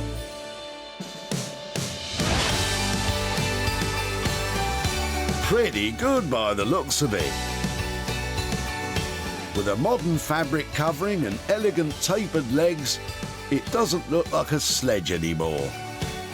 Santa may be disappointed, but fans of contemporary furniture will be delighted. Rather than pick a neutral colour for the legs, Simeon has plumped for flamingo pink, which perfectly matches the dots on the material. Using Martin's frame as the base, Simeon has added foam blocks covered with a wool barrier for padding, all upholstered in a geometric cotton fabric. And the footstool complies with current UK fire safety standards. While the end result bears little resemblance to the original sofa and armchair, Simeon has come up with a piece of modern furniture that is both pleasing to the eye and handy to have around in the living room. How we doing, mate? Hey, Jay. How's it going? Very good. You well? Yeah. Sofa. Yeah. No way. Is this it? Yes. You put it in the wash and you've shrunk it down? Yeah, kind of. OK. Yeah, but there is a story here, Jay. When we stripped the sofa down and the chair, the sofa, let's just say it had rising damp and the frame was still wet on the inside? Yeah, and then the chair was even worse. Yeah. Let's just say it had live woodworm. Really? Yeah, you know, wow. They were having a party in there. It was pretty bad. So that's all that's left then? Yeah. Like, of the good wood? Mm. But you know what? I think it's quite incredible. I like it. Oh, thanks. So, where is it? Where's the bits in there? We've used the arms, the curve of the arms. So you imagine you sat on like that and you've got the curves. So we've used those there. OK. To create those nice little kind of curves. Right. And then we put an extension into the middle on both sides. I'm with you, yeah. So we kind of used all that. We've also used some of the wood structure. And then we've kind of come up with this shape, which was, I thought, worked quite well. Yeah, the shape works well, because as you can see, what you've done here, it can be a coffee table as well as a footstool, which is cool. Yeah. I love the colour of the legs. It's the colour that I would use, so, yeah, that's a definite winner. I think it all works well. It took me a little while to get my head round it, but I could see it.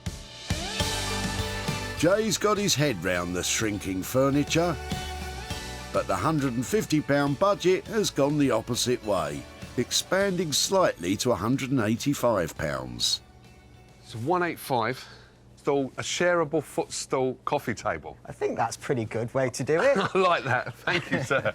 All right, I'll Thanks, get it picked Jay. up and I'll see you later. Cool. All right, nice to see you. Take care.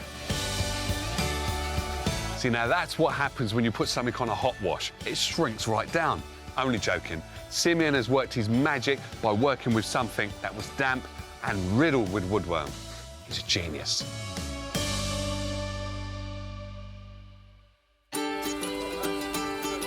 Susan and Albert were dumping their old seats and Jay was happy to lend a hand. Obviously, you've thrown it away, ain't you? Yeah. Yeah? Can I take this away then? Is it all right with you? Yeah. And you might bring along the armchair later on as well. Yeah. With a double haul from the tip, Jay was keen on a high-end makeover, but Simeon had his doubts. I don't think you like it, do you? I just don't know. It's like, you know, when you see something and I'm trying to picture what fabric to put on it and where it would end up. Discovering the chairs were rotten convinced Simeon that the best plan was to salvage what he could and make a stylish footstool instead. And after being advertised online, it was sold to a furniture retailer in Renfrewshire, and owner Lorna was delighted with her purchase. I absolutely love this piece. It's very, very contemporary. It's been upcycled, which is great, and I can see it in lots of my clients' homes. Unfortunately, Susan and Albert were unable to meet me again, but I have a fantastic £50 profit that I'll be sending on to them. It cost £185 to make the footstool. It was sold for £235, leaving Susan and Albert with a profit of £50. Jay transformed some old garden pots into a bug hotel. Guy turned the industrial tools into an elegant lamp, and Simeon rescued parts of the suite to create a stylish footstool. Guy and Simeon have pushed the boundaries to make my tip finds great again. So it's 3 items that were at the end of their road have been rejuvenated into funky furniture. I always knew they had potential.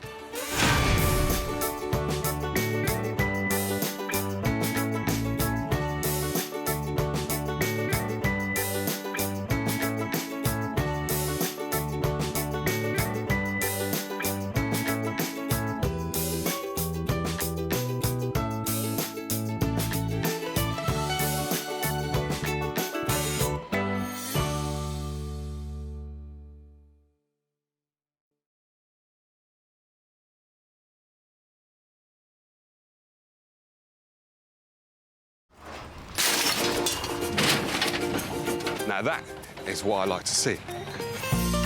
How do you make money for nothing? What's the story behind this? The answer could be hiding in over 20 million tonnes of household waste thrown out by us every year. And I'd like to have that one as well. That's Yeah, mine. sure, if you want. That's why reclamation expert Jay Blades wants to get his hands on things before they hit the skip. I've been a builder, I've been a philosophy student, and now I'm a furniture restorer. So I know more than most about transformation. I revamp the old into the new and then sell it on for a profit. And with some of the country's elite designers and makers. I know it might not look like much. So it's in a bit of a state. He can transform his finds into desirable, but like, wow, valuable, I weren't expecting that. And hopefully saleable items. Kev, you've done it again, sir. If Jay is successful, then he can hand the profits back to the very people who had no idea there was cash to be made from their trash. I'm shocked! Jay, I'm shocked!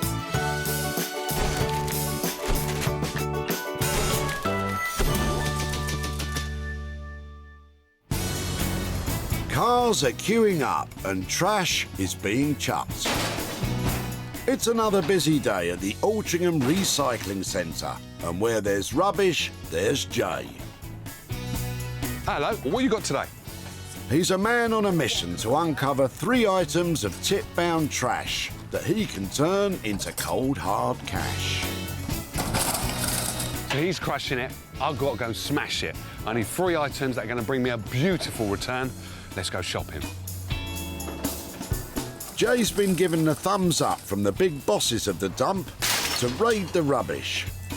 Perhaps Colin's trailer might contain one of those ever-elusive diamonds in the rough. Hello, Twiggy. How we doing? Fine. You all right? Yeah. Look at this. You must have a big garden.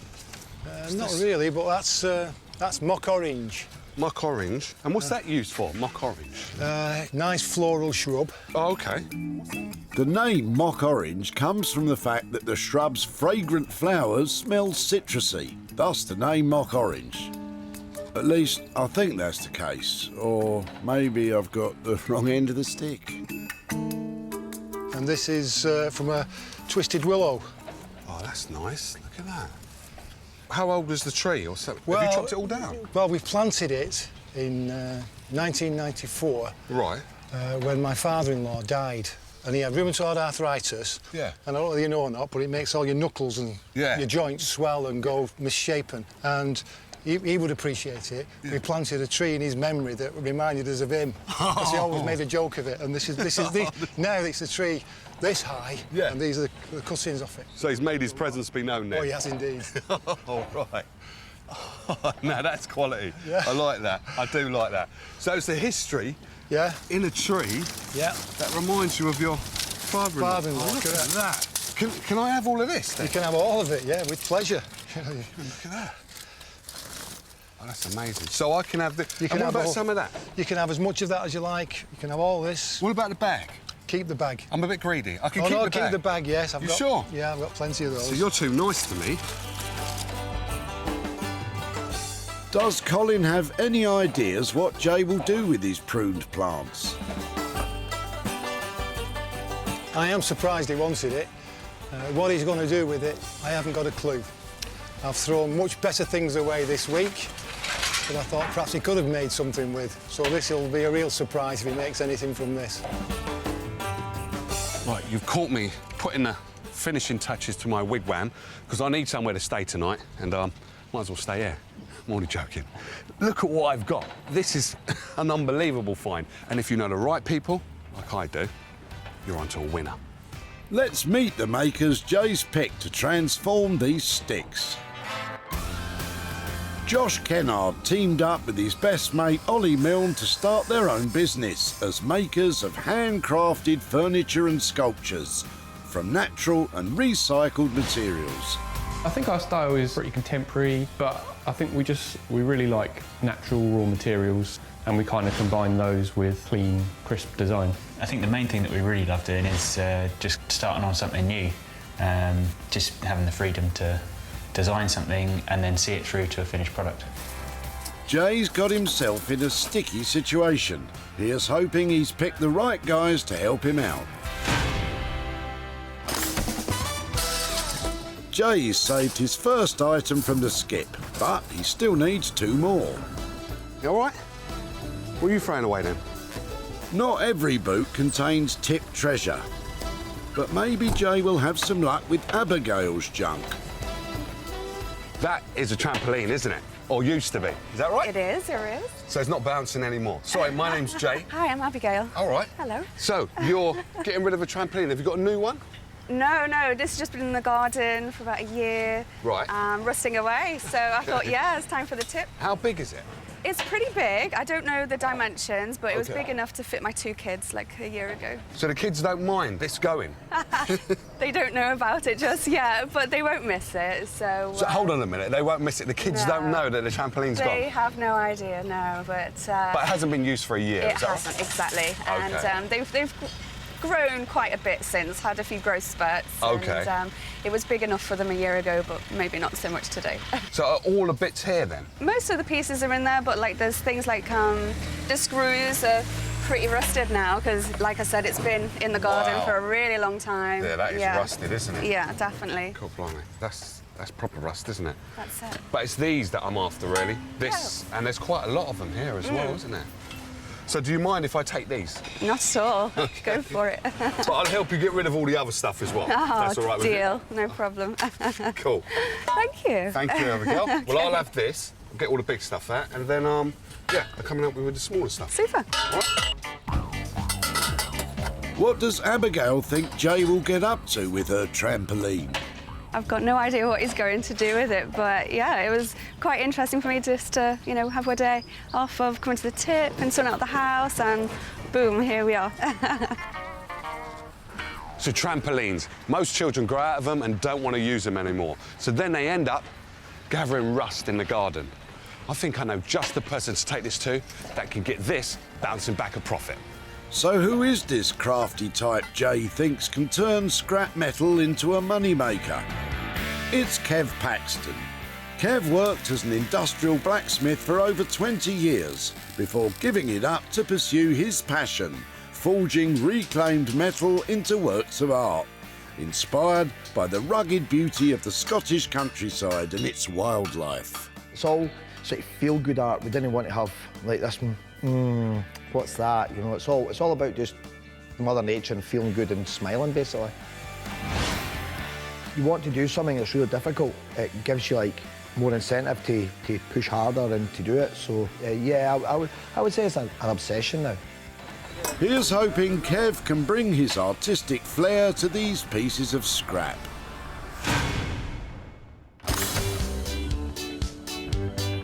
Jay's mission for Trash Treasure continues.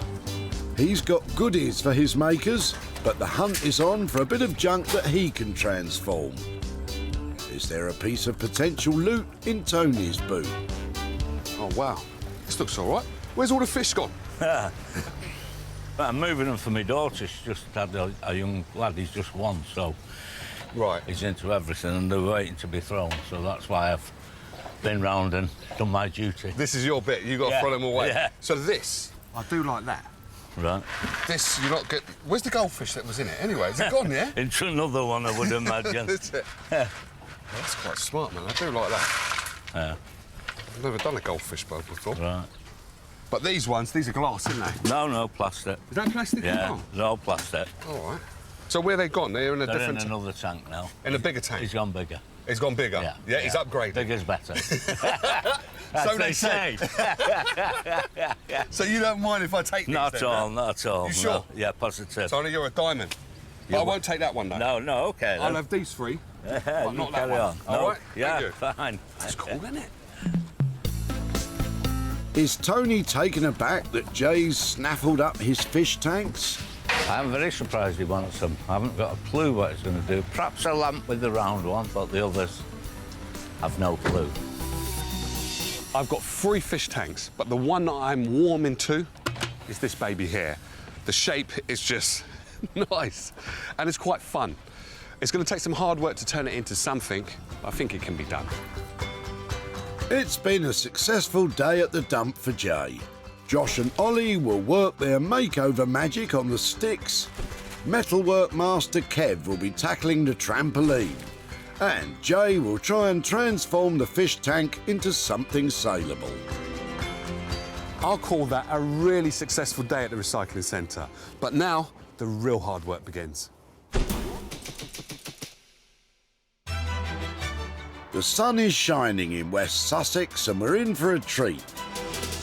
We've been invited to bear witness to the latest creation by our favourite bearded boy wonders of carpentry, Josh and Ollie. Obviously they have something impressive to show off, and it's an honour to witness its unveiling. So, what do you got, boys? Aha, very funny, lads, very funny. Onward, Steed. They're all smiles now, but wait till they get a load of what Jay's got for them. We've heard that it's kind of like some sort of raw material, a wooden raw material.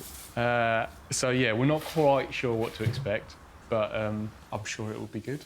Jay's bringing it in. I really don't know. Could go either way. Yeah.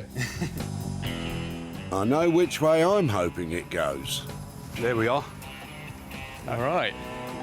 I know it might not look like much, but there is a lot in there, and yeah, the only people I thought of was you guys. Well, cheers, Jay. I There think was you so need to much take it back to the tip, mate. Really? They can't be that bad. I think they're quite cool. This one's all rotten inside. Oh, is it? Yeah.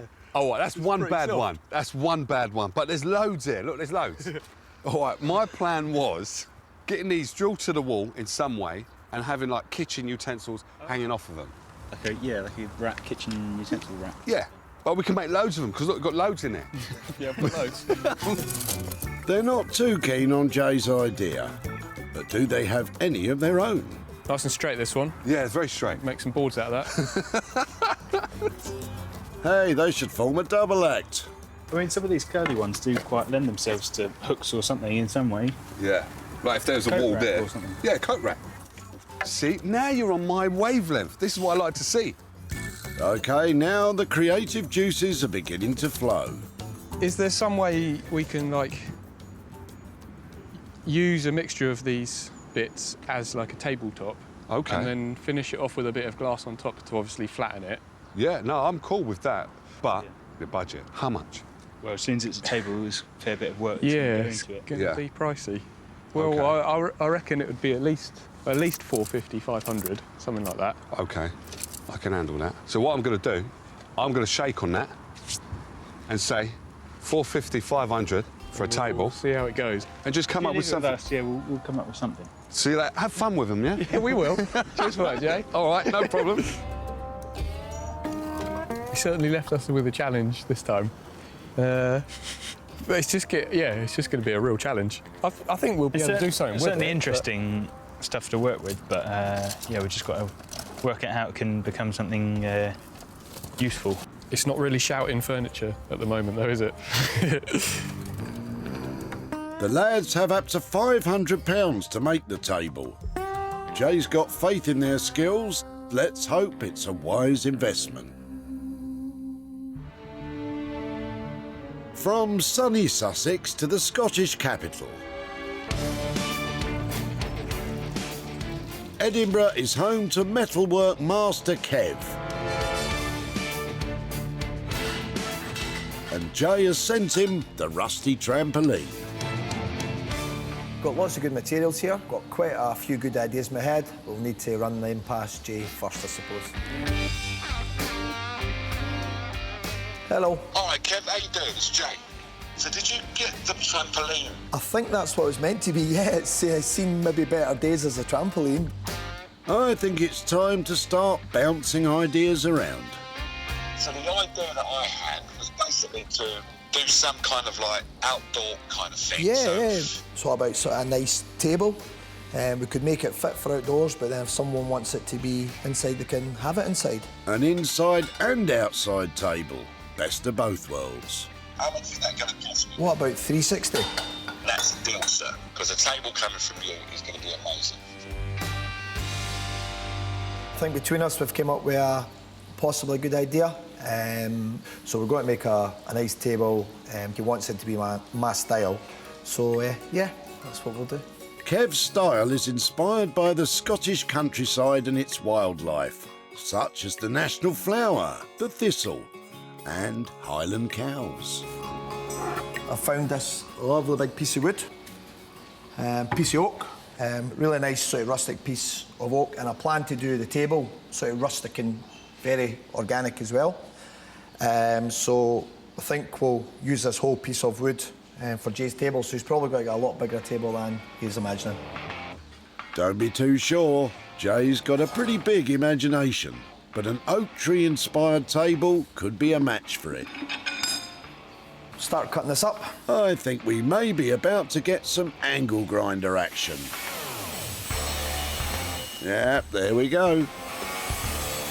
Kev will use the metal poles of the trampoline not just to make the table legs, but also the oak leaves which will adorn the sides of the tabletop. And we're getting some welding action now, even better.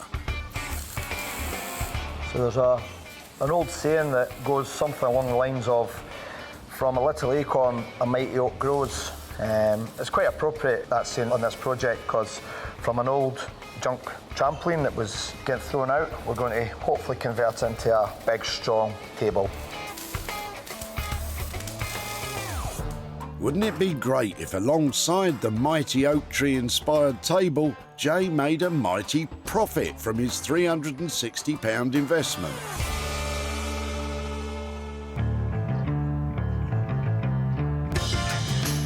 Jay's dropped off the branches with Josh and Ollie, and Kev is working away on the trampoline. Now our intrepid super salvager is at his workshop in Wolverhampton, ready to begin transforming the goldfish bowl. I've never worked on a fish tank before, and I've never done what I'm about to do. What I'm intending on doing to this is turning it into a terrarium. I know, it's a bit of a mouthful, but basically what it is an indoor garden. I just can't wait to get my green fingers going. So, first things first is cleaning. Roll up the sleeves and get all this mildew off of it, and then get planting. Unusually, Jay's giving off a nervy vibe. He's a street-smart connoisseur of cool. If he's got green fingers, it would be from a splash of paint. So, you might say he's a fish out of water with this project. So now I've got it cleaned with some water. I've got just a bathroom cleaner here, which is just a foam thing. Squirt it in there, and that gets all the grime off. Aquariums can contain bacteria and germs that are harmful to we humans, so it's important to give it a right scrub down with a germ-killing cleaner. So now that's squeaky clean. Now it's time for some gardening. Ladies and gentlefolk of Great Britain, welcome to Jay's Gardening for Beginners. So what I've got is the gravel. So that's going to go in at the base. Then I've got some compost. Put that in and then start planting. This is the first time I'm doing this, so bear with me. It may be his first time, but don't fret. He's done his research and taken tips from the experts. First up, he's making a 1.5-inch thick layer of gravel to collect the water drainage. Next is a 2.5-inch thick layer of soil, deep enough for the plants to take root.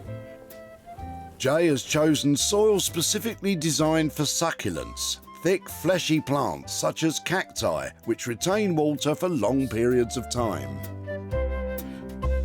So now, that's starting to look like a really good indoor garden. For my first attempt, I don't think I've done too badly. To show off his succulents, Jay is building a display stand. So I've been down to my local timber yard and I've got all of my material for my plinth. And it's going to look a bit like this. And you're going to have colour on the outside, a little bit colour running on the inside, and colour on the outside of there. And then as you look up to the top of it, you can see the indoor garden. Bosh, brilliant. Well, it would appear Jay's got his swagger back. Now he's on the familiar territory of woodwork.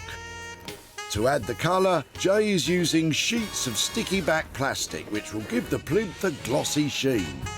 He's cutting it to size and ever so carefully applying it to his pre-cut timber. This, you've got to make sure you've got it all smooth and there's no room for mistakes at all. And my top tip to avoid mistakes? Well, don't make any. It's going off course. You can see there it's going off course. So, as I've got to do it again, I have to cut another bit.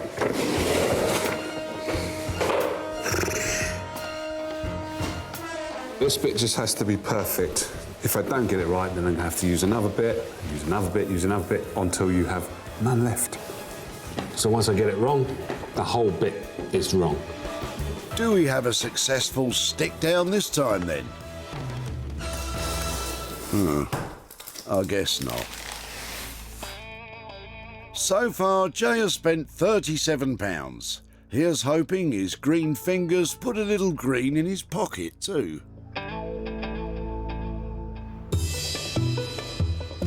In West Sussex, our bearded boy wonders Josh and Ollie have been given more sticks than you can shake a stick at. We said we would make a table. I'm going to get my sketchbook out and try and have a think about if that's going to work. OK. The lad's talent has come up trumps time and again when challenged with trash transformations. But this could be their biggest challenge yet. I'm not really feeling this table idea. Nah, me neither. Could we do some kind of, like a big, like some sort of lighting, like a big chandelier? Yeah. I like that idea. Like a huge sort of woven basket. Yeah, like a big all of the nest. Twigs. Yeah, hopefully Jay won't mind. Oh, who cares about him? He's only the boss. I think we both just feel that it's not really lending itself to become a table. But so I think we both quite like the idea of doing like a big sort of statement piece chandelier. Nice, I like it. All right, cool. Make some pretty crazy shadows. So farewell twisty stick table, and a great big hello to curly wood chandelier. Josh has some shopping to do for electrical components, while Ollie is in charge of sorting out the big sticks from the little sticks. We're feeling confident now because we've come up with an idea that we really like. I've sorted out the twigs because it's probably going to be best to start with the bigger ones for the main structure. With positivity high, Ollie can finally see what drew Jay to the pile of prunings. Nature's just done something really unusual and it's so random you can't really reproduce that like with anything that's man-made. Looks like a little snake. Well, it looks more like a stick insect to me. We've got our light components now. This is kind of, it's like a ceiling rose, but it's going to be inside our big chandelier. So I'm going to turn a little like wooden housing for it with a dome at the top. So then that will hopefully be the starting point for our like sphere shape. To make the wooden housing, Josh is mounting a block of chestnut timber onto the lathe, which he'll craft into a dome. And, wise young man that he is, he's wearing the appropriate safety gear. Josh is using a set of turning chisels to carve the housing. He started with the gouger. What I really love about turning is just the fact that you're like working quite closely with the wood, and you can see this shape kind of appearing in front of you quite quickly. It's a really satisfying process, especially when you get sort of nice shavings coming off and everything's sort of working sweetly. It's really nice. Ollie is beginning to build the bird's nest-like structure from the sticks. This is coming together a bit now. Got this first circle there. It's just a bit tricky. Ideally, I want to find the ones which kind of form that curve naturally. But these just want to go all over the place. But once I've got that basic globe kind of shape, then I can start filling it in with the smaller stuff. Josh and Ollie are excited by their twisty chandelier, but with Jay expecting a table, let's hope it doesn't become a sticking point. In Edinburgh, Kev's transformation of the trampoline into an oak tree-inspired dining table is well underway. He's used part of the frame to make the tree trunk table legs and is now cutting up the rest of the frame to make the decorative flourishes. Hopefully in a couple of hours' time these will be oak leaves. The future of this trampoline is so bright, Kev's got to wear shades. This once upon a day would have been a flat piece of metal, and so we've just got to reverse the process now. Kev's got all the cool kit. He's using a plasma cutter to slice the tubes, which will allow him to unfurl the metal, giving him the raw material to make the leaves. In my opinion, Mother Nature's the best artist there is. I love being out in the countryside, walking my dogs, borrow some ideas from Mother Nature and transform them into my ideas. Kev has stacked the sliced tubes into a small furnace. This will heat them to around 1,350 degrees centigrade, known as the forging temperature, the point at which metal becomes soft but won't melt. This will allow Kev to change the metal's shape without cracking it. It's looking quite good so far. They're opening up okay. Seems to be in quite good condition. There's no really any rust. With the metal tube now flattened, it's back to the plasma cutter to create the leaf. Kev will detail this rough shape by hand. There's no fancy bits of kit for this, just years of training in the traditional craft of blacksmithing. We like to keep the tradition of blacksmithing real. Basically what a blacksmith's been doing for the last hundreds and hundreds of years. So a hammer, an anvil, blood, sweat, tears. Here's hoping Jay will be crying tears of joy when he sees the finished table. While the crafty types tackle their upcycling adventures, Jay is almost ready to reveal his terrarium. This is such a nice feeling. Putting the last screws into the lid means I'm finished. All I've got to do is just put my indoor garden on top, kick back and enjoy the view. He's not the green-fingered type, our Jay, but he's not afraid to try his hand at something new. The indoor garden, as Jay calls it, may not be in full bloom yet, but sitting atop the bright, bold colours of the plinth, it certainly catches the eye. The primary colours contrast nicely with the soft natural tones of the succulents. The plants have taken root and are thriving. For a first-time gardener, Jay's done a great job, which I'm sure he'll not be shy in telling us himself. Now, I've got to admit this one. This is lovely. I never anticipated being a gardener, but look what I've done. It's great, isn't it? Now, all I've got to do is sell this. At the recycling centre, Jay really can turn up some surprises, just like Tony's trunk full of junk. Where's the goldfish that was in it? They're in another tank now. In a bigger tank? He's gone bigger. He's gone bigger? Yeah, he's upgraded. Bigger's better. So they say. Jay took on Tony's words of advice for this project. The terrarium was purchased by Kathy, owner of Head Over Heels, a soft play area in Wilmslow. We love the item. It's original, it's fun, it's different, you know, it's one of a kind. Now Jay is on his way to Tony's home in Altrincham with a pocket full of profit. Hello, Jay. How you doing? All right, thanks. Yeah, You good? good to see you again. Likewise. Yeah. How you been? I've been good. That's And you? good. Not too bad. Busy? As a bumblebee in the summer, I have As a been busy. But do you remember the fish tank that you brought to the I recycling do, centre? yeah. So how long did you have it for? It was my daughter's who was throwing it out because they got a new one. Right. And because her son was messing with it, he was only 18 months old, so...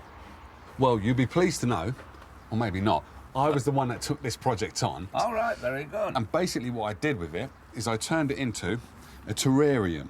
That's brilliant. Which basically is an indoor garden. Yeah. But then I thought I'd make a feature of the stand. Right, yeah. So everybody can have a look at Yeah. it. And what I've done is you've got different colours all the way around. Yeah. What do you think of that then? For something that was going on the tip, and I think it looks good, and the stand sets it off. Yeah. This I enjoyed. I enjoyed Yeah. the terrarium because that was all like gardening and I don't Yeah. get out much, so that was quite nice to do. No, that's excellent. I'm also able to tell you I was able to sell it, and I've got for you £28 for you, sir. Excellent. Thank you very much. Well, that'll go to young Daniel. Who's young Daniel? My grandson. Oh, 'Cause okay. It was his rubbish. Oh, it was his rubbish. Yeah, right. so it can go in his money box. Oh, He's bless. only 18 months, so... That's a brilliant one. No, thank you. Thank you. It's been a pleasure. Good to see you again. Likewise. I'll see you down there again sometime. Of course you would. You take care. OK. Jay spent £37 on his indoor garden. He sold it for £65, turning a profit of £28 for Tony, who is doing what all good granddads do, treating his grandchild.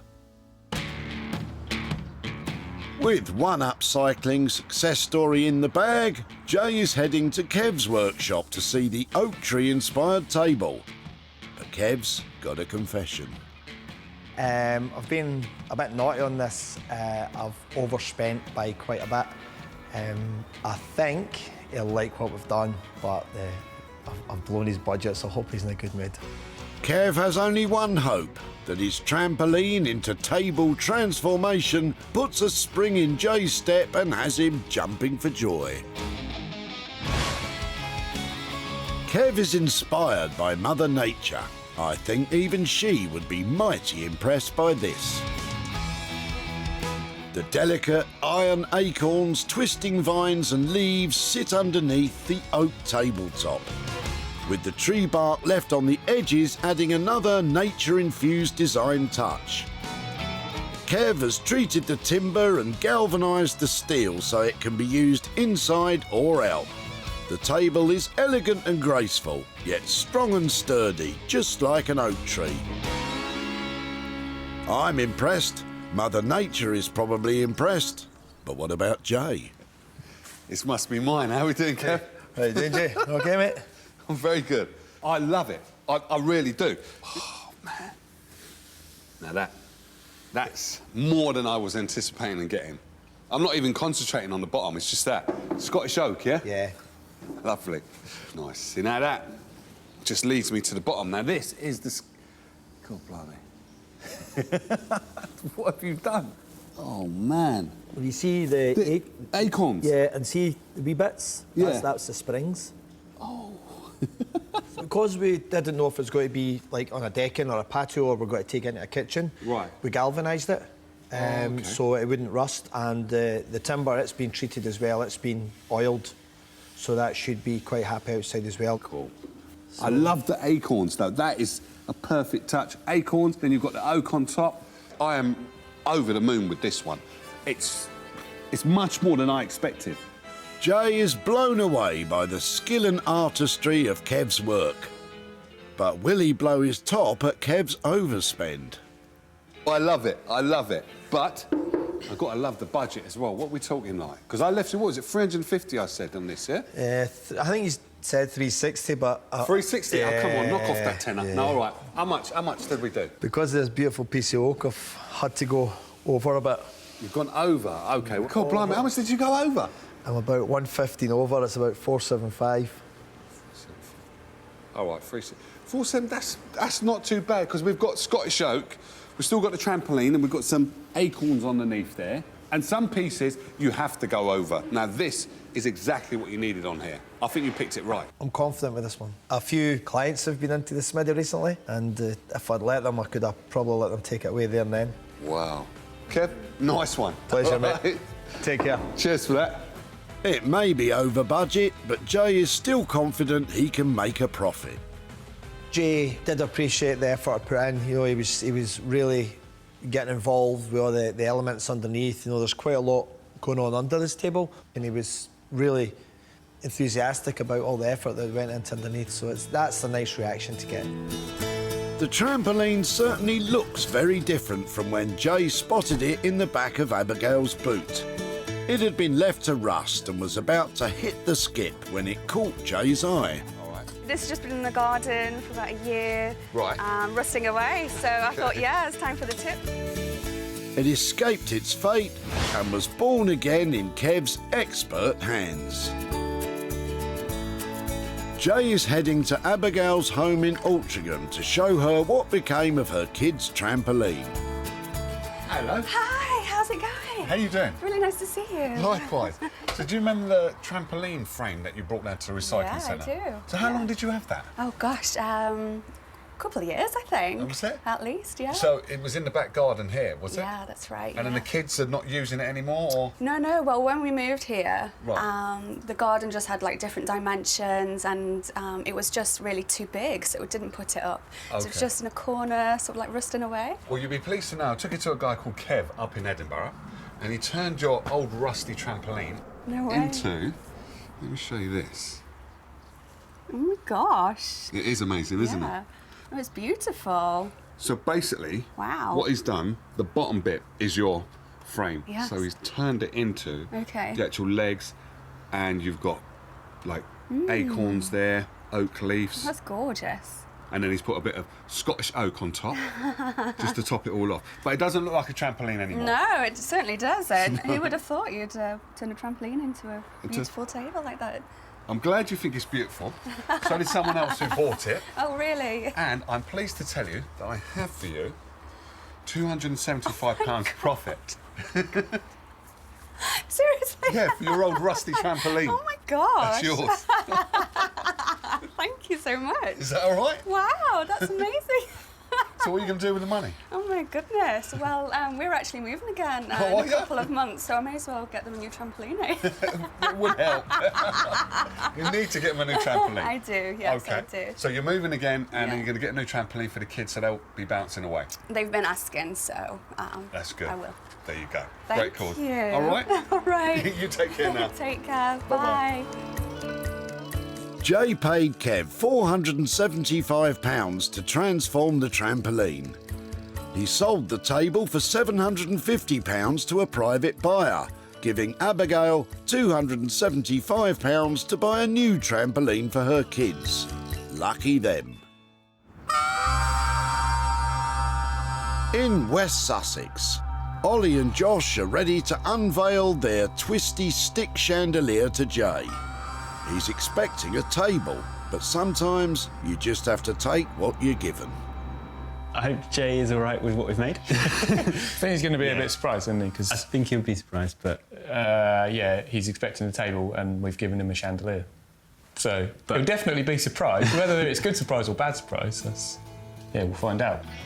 Jay gave the boys a bag of sticks and free rein to do as they please. Let's see what they're giving him in return. Oh my giddy aunt and awestruck uncle. This is incredible. Nature created the irregular elegance of the sticks, but the boys have created the perfect showcase for their beauty with this incredible chandelier. Their interwoven stick design is held together by natural jute twine, and while it may look delicate, it's far from flimsy. The electrical fittings sit within a chestnut casing, and the lads have fitted bulbs that radiate a warm orange glow. And of course it has been pack tested and complies with all UK electrical safety standards. But no matter how good it is, what it's not is a table. Oh, come on. Guys. I can't miss it, can I? Wow.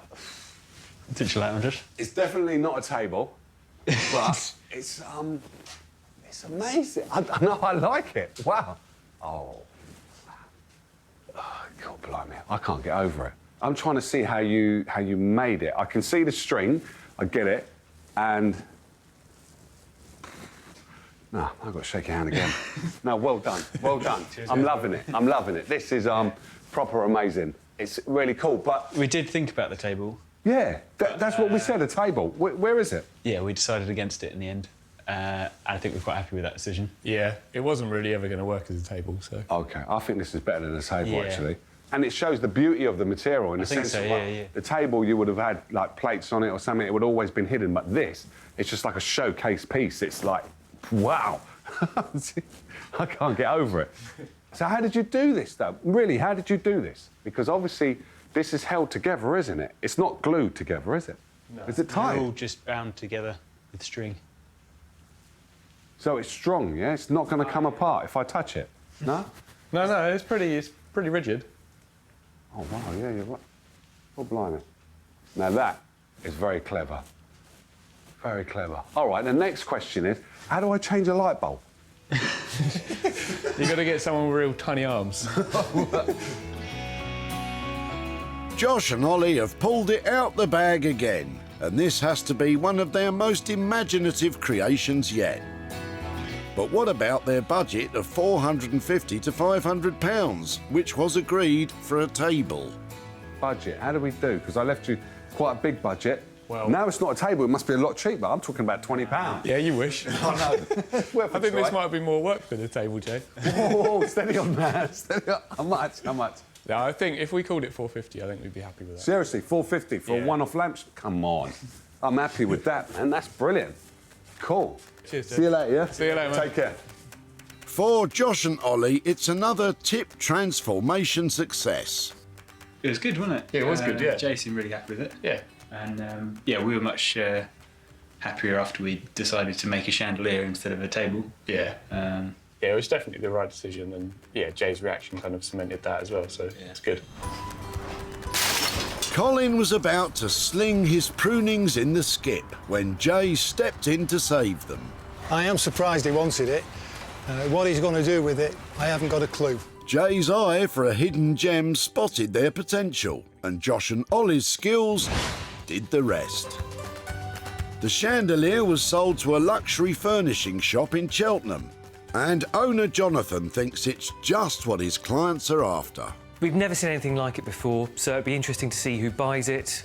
It's rustic, but not too rustic, definite statement. Yeah, I can see it sitting in loads of people's houses.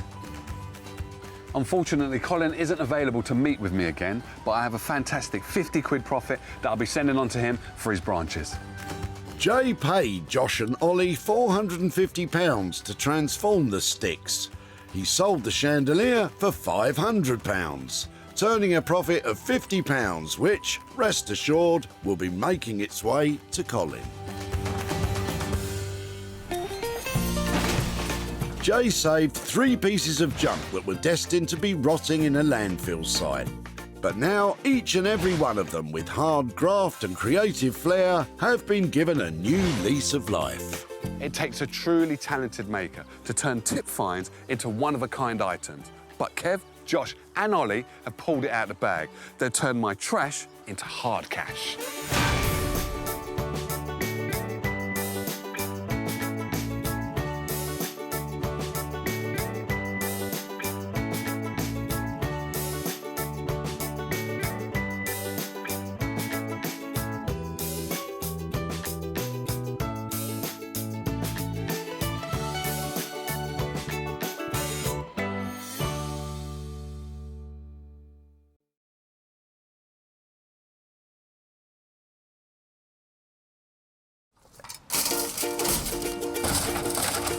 Some people have lovely rubbish, don't they?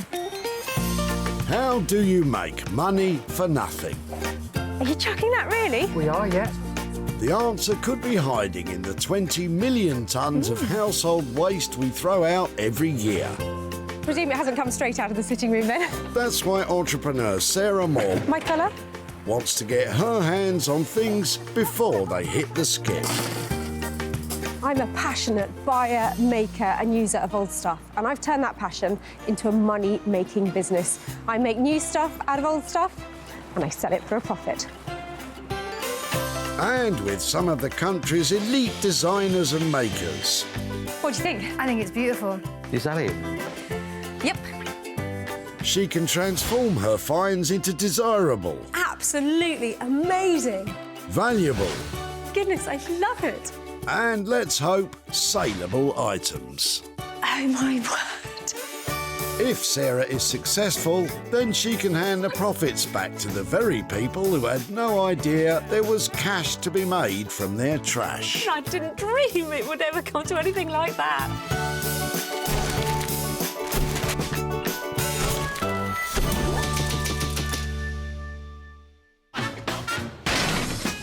At the Dunbar Recycling Centre in East Lothian, the good people of Scotland have been clearing their attics, gutting their sheds, and Sarah Moore is here to save the good stuff before it's crushed.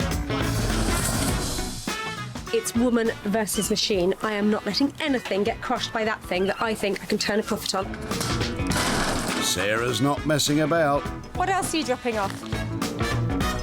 She's determined to find 3 items of no considerable value and transform them into things of considerable value. Does that make sense? Somebody's going to have something good in a minute. But if you at home are thinking of taking things away from your local recycling centre, hold your horses. Sarah had to get special permission to do what she does. What can you do with a fish tank? Put fish in it? Oh, unless there used to be fish in it. My condolences. Oh, look out. Kelvin's got something that might give you some ideas. Hello there. Hi there. Right. Oh, can I trouble you for a quick chat about your rubbish? Is that your chimney pot? It is. Has this come off your house? It has, yeah. We had the roof done last year. OK. Do you know how old the house is or how old this pot would have been? 1880 was the... So it's likely to be that age, yeah. Isn't it beautiful? Kelvin's chimney pot is beautiful, yes. But since the introduction of gas central heating in the 1970s, most chimneys have been rendered redundant.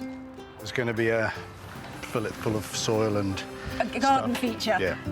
Now, as you say, loads of people use them to plant their strawberries in or that kind of thing. It would be challenging to try and do something else with it, so I'd love to give it a go. Mm-hmm. If I manage to think of something, can I come and show you what I've done with it? Sure. Brilliant. Well, thank you very much. It's fiendishly heavy, probably, isn't it? Yep. Yeah, Wouldn't mind a excellent. handout. A hand would be really helpful, thank you. OK. Sarah's got herself a great big chimney pot to work on. What were your ideas for it again, Kelvin? No, originally we were going to plant it up and put flowers or strawberries in it or something, but just never got round to doing that, so I haven't a clue what she's going to do with it. I am a massive fan of architectural salvage. Anything like this that has stood outside for 100+ years, you've got to love it, haven't you? It's beautiful, and this is a great scale and it's in great condition. Chuffed to bits that this has turned up. And Sarah's got just a maker in mind to take it on. Artist blacksmith Bex Simon is a master at manipulating metal into high-end furniture and bespoke metalwork commissions. Together with husband Dave, this dynamic duo relish each new challenge and go at it, hammer and tongs. We like texture, sort of flowing lines. I mean, there was a lot of Art Nouveau inspiration and stuff. Yeah, well, you came from a very Art Nouveau background, and over the years it's developed. It's a bit more... I don't know, what's the word? Unique? Unique. Bex and Dave are definitely maestros of metal, but chimney pots, this could be a challenge.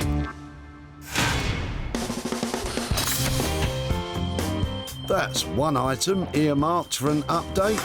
Sarah needs to find 2 more from the bounty in people's boots.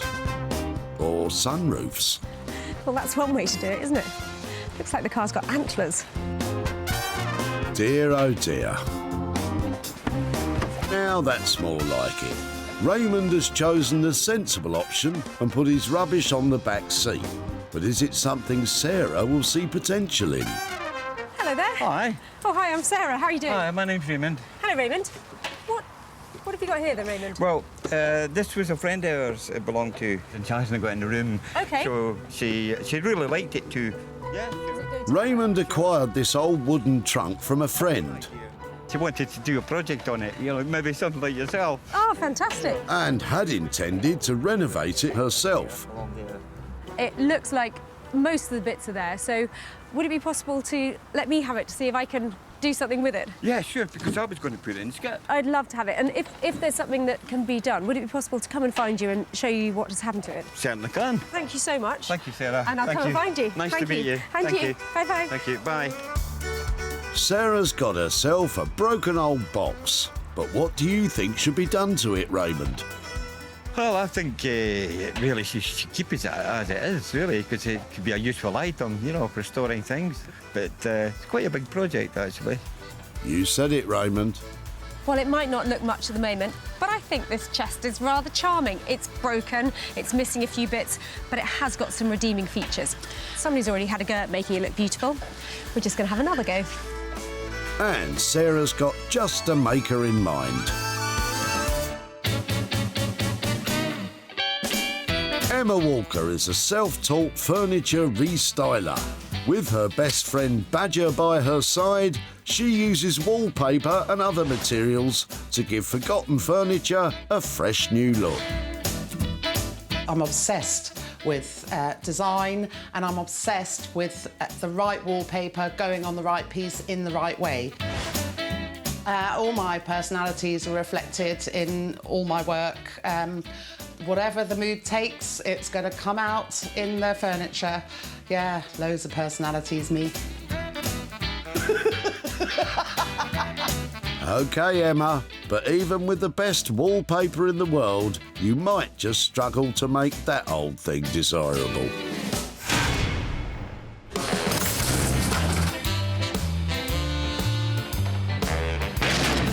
That's 2 items set aside, but the day's not done yet.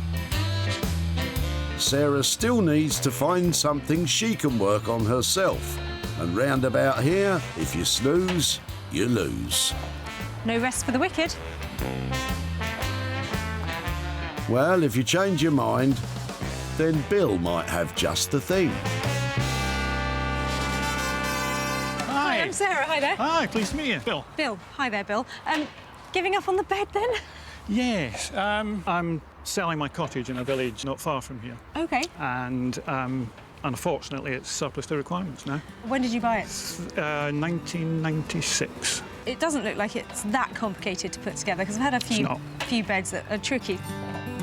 Luckily for Sarah, Bill hasn't smashed up this bed, but rather unscrewed it, as it started life flat-packed. I see heaps of beds turning up like this.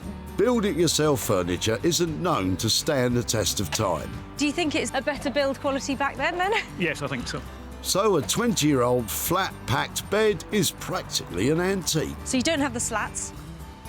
I do. Oh, where are they?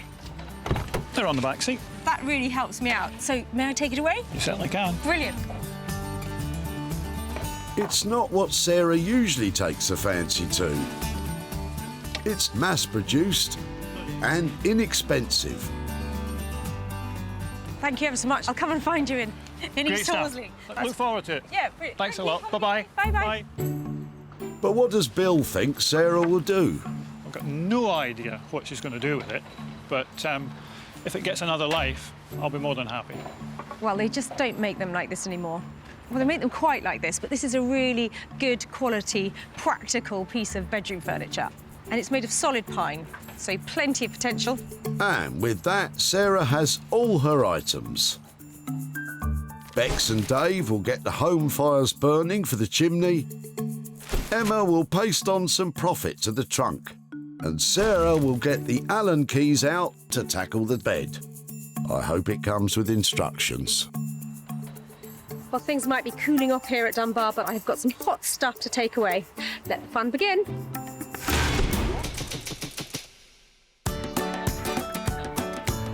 In the home county of Surrey, Bex and Dave have taken delivery of the chimney pot. So, First impressions, Bex? well, I think looking at it, whatever we do with it, it's something for outdoors. Outdoors, you say. Can you elaborate? It's sort of an outdoory thing. Well, that clears that up then. I guess it's how we fit metal to this. It's quite a large object, which we can't obviously cut up. So it needs to remain this shape. So then it's just building something on top of that, which we just need to work out what to do. Time for Sarah to fire up her thoughts on the project. Hello. Dave, hi, Sarah. Hi, Sarah. How are you doing? Yeah, fine. We found a big chimney pot on our table. It's a stunner, isn't it? Is that you there, Bex? Hello. Hi, how are you doing? Yeah, I'm really well. What do you think of my chimney pot? Yeah, it's good. It's really nice. It's big, and I thought it would be amazing to turn it into something that could go into the garden, maybe. Have you had any thoughts about it? Yeah, well, no, that's really cool, because we were thinking outside as well, because of its sort of size and everything. So, yeah, no, that's a really good idea. We were kind of, well, I was having a thought about sort of turning it into some sort of, like, water feature. That would be amazing. But do you have any idea about sort of budget you might be looking at? I think probably all in all about 380, 400 with the pump and the making. How does that sound? Well, I think that sounds great, because I know Bex is just going to go to town on it, isn't she? So, yeah, fantastic. If I leave you with that, that would be great. Lovely. All right, brilliant. Thanks a lot, Sarah. Cheers, okay, have fun with it. Thank you. Cheers, bye. bye.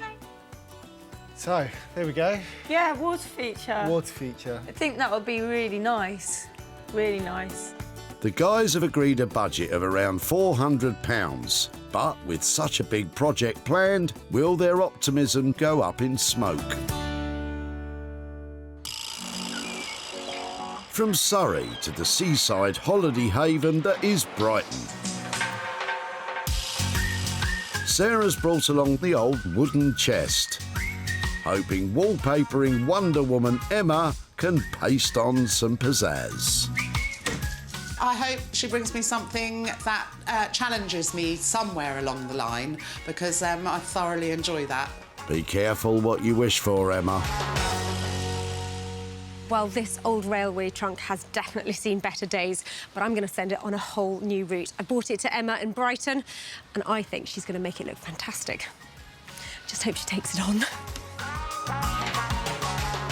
Right, what have we here? A nice heavy box, isn't it? It's not a flimsy box. Let's get this on top. It's really chunky. It hasn't got the bits on the side. It's completely shattered at the back. It has been knocked about. Is that enough of a challenge for you, Emma? So it is what it is. We'd be really pushing it to try and make it into a bench or a chair. So what do you reckon? I definitely think it's got enough about it. I do love a box, I have to say. I did wonder about the carved panels, if they could be picked out with dots or something to make them look really rustic. That might be too much of a task. How about getting out some wallpaper? Go on then. let's stick with what we know is best. All of the carved details, I think, should be picked out, which will be a task in itself. I'll enjoy doing that. So, picking out all the good details, bit of restoration to the chest and a new look, really. Emma has offered to wallpaper all the intricate carvings on the box, Yeah, let's have a look inside. on top of fixing the lid and making it all a little less battered. Sounds like a whole heap of work. If you've got a rough idea about what you're doing to it, can you put a figure on that? Should we say £80? I think that would be great. That leaves me with a nice saleable piece of furniture. Good luck with that. Give me a shout when it's done. OK. £80 seems like a good price for the amount of work that needs doing. But Emma may find out that it's a bigger job than she first thought. I'm looking forward to doing this. It will all come together, I'm sure. It'll all be fine. Well, that went well, didn't it? Emma clearly loves that trunk. What it's going to look like? Well, I've got a good imagination, but I can't tell. Emma's quoted £80 to transform the trunk. Whether that figure stays the same, we'll wait and see.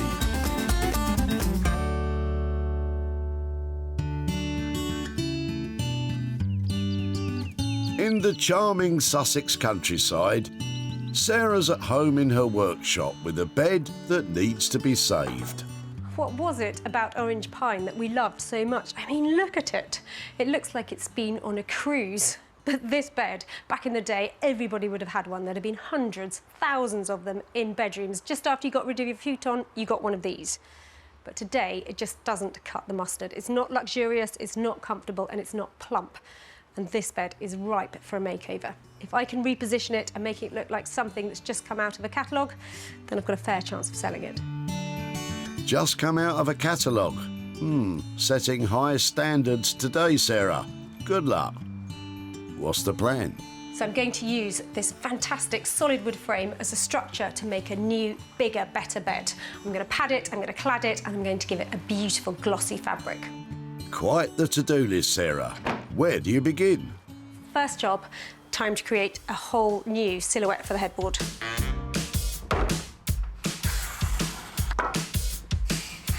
I'm looking for kind of 1950s-esque, slightly like a pair of those fantastic glasses they used to wear. Bit of couture on the edges, maybe like shoulder pads or something. Looks like we'll be journeying from the 50s to the 80s on this project. So when I take the tracing paper off, hopefully there'll be a little faint line that I can cut around. That should do it. With the new shape drawn out, it is time for Sarah to cut it out. No pressure. Right, still hate using a jigsaw. But you use it so well, Sarah.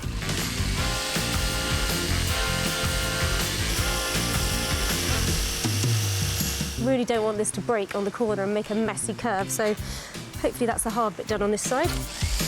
Try not to worry, Sarah. Bramble's got your back. goodness that's over. Indeed. Good work, Sarah. Well, that's all lining up, so I just need to screw through into the existing frame, and then I can have some fun. Just using some normal wood screws. They're long, they're strong, and they're not going to be seen, so they'll be fine. With the new frame attached to the headboard, it's time for a little trip back outside. Foot of the bed now. Time for some modification. Much better. Well, I've remodelled all of the existing frame now, so it's time to get on with some upholstery. What I'd like to do is upholster all of the side rails as well as the headboard, so I'm going to start with that, add a bit of luxury feeling. And I'm just using an offcut of an old duvet from another project to get some padding along the side.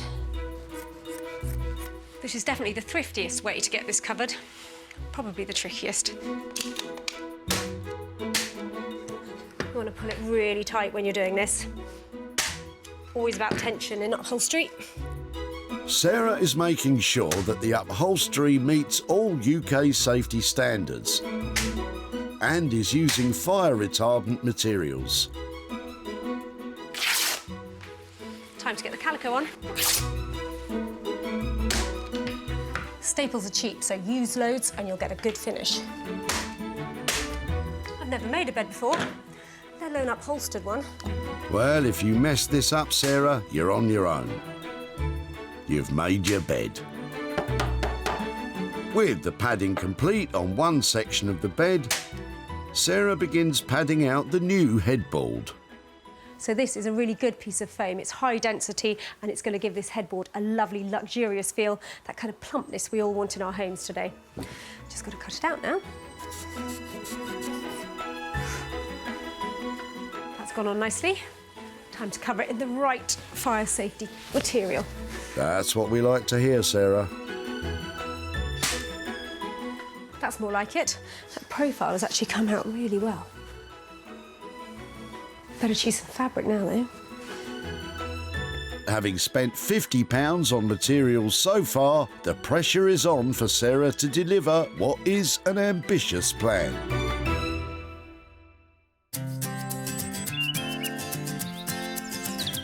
In Surrey, Bex and Dave are hot to trot with the old chimney. So, ideas. You know, we've got the height, and I think we're looking at doing a dish, aren't we? Yeah, some sort of dish thing that will contain whatever we make. And you were saying about having a spill go down. There, actually, look. Oh, it's already done. Like, say, this sort of size. Yeah. And if we had it all, you know, put it under the power hammer so it's all frilly looking.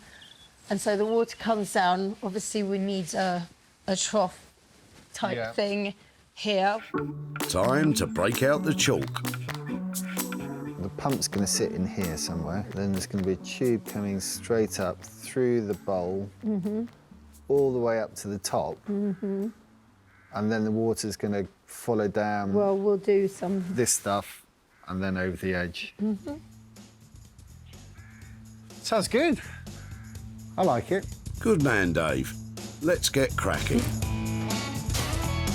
Dave grabs the metal that will be shaped by Bex and positioned on top of the chimney pot. So I'm just using this dustbin lid as a template for cutting out the basin bit of the bird bath.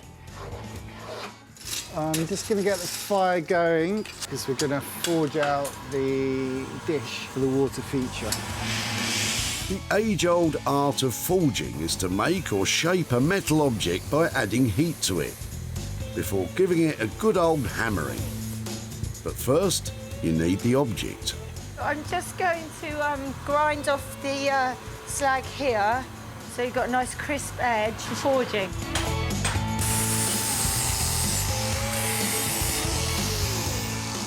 With the edge nice and smooth, Bex turns her attention to softening the metal.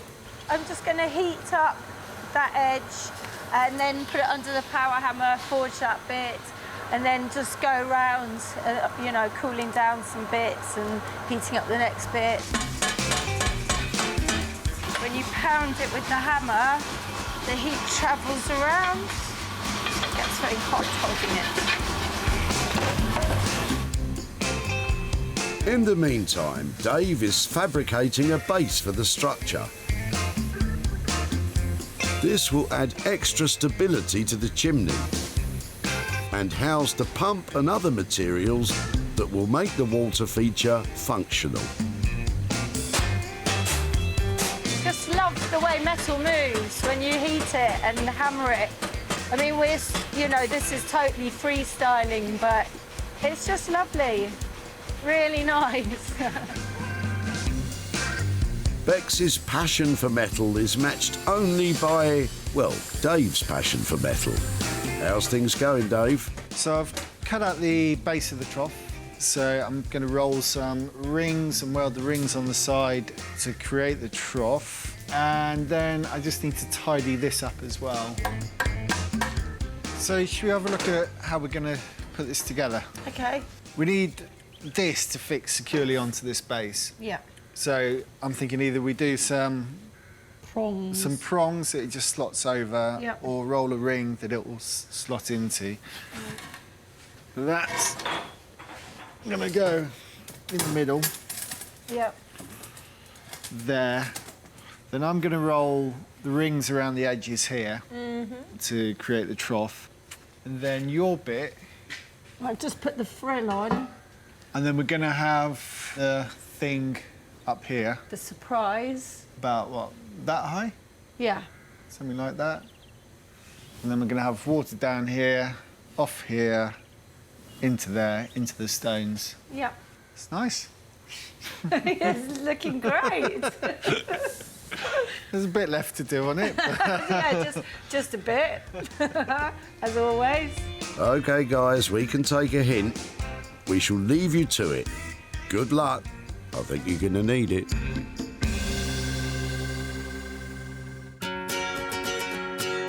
On the south coast in Brighton, Emma is ready to tackle the old wooden chest.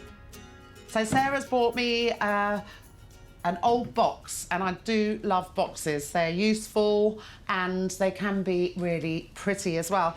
This one's all banged up, and I'm going to keep it banged up because that'll keep its integrity. Someone's worked hard on this and it's been used so much, it feels like it's got history. I'm not going to hand paint it like we discussed with Sarah. I will get the wallpaper out, can't resist. Give it some legs as well.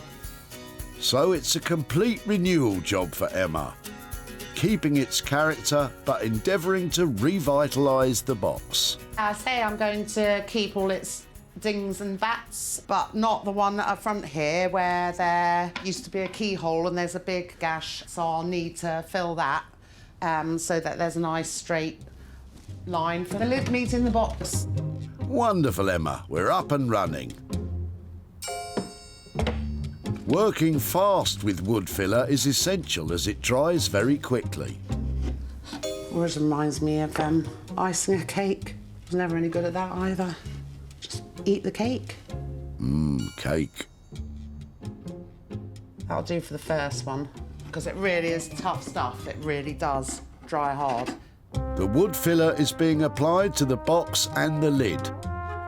So that'll do for the first fill on this for the moment, and then I'll do a second fill to refine it, give it some finesse. One of our favourite words on this programme, isn't that right, Badger? That's nice and hard, so I'll sand it back and see if it needs another little fill. It does need another little fill, a second fill, just a tiny one, and I can do that shortly, but I want to have a look at the legs now. So I've got these bracket legs from another piece of furniture, unwanted on that piece of furniture, wanted on the box. You may want them, but will they be suitable? I'm really pleased because I thought they might need cutting, but I like the points of them. They echo the points of the carved flowers. And now it's beginning to look handsome, proud. handsome and proud, rather like myself. What's next, Emma? Dead happy with those legs. Mwah. They don't need any more work on them, except maybe a bit of wallpaper or some pattern on them. I'm going to get the paper out.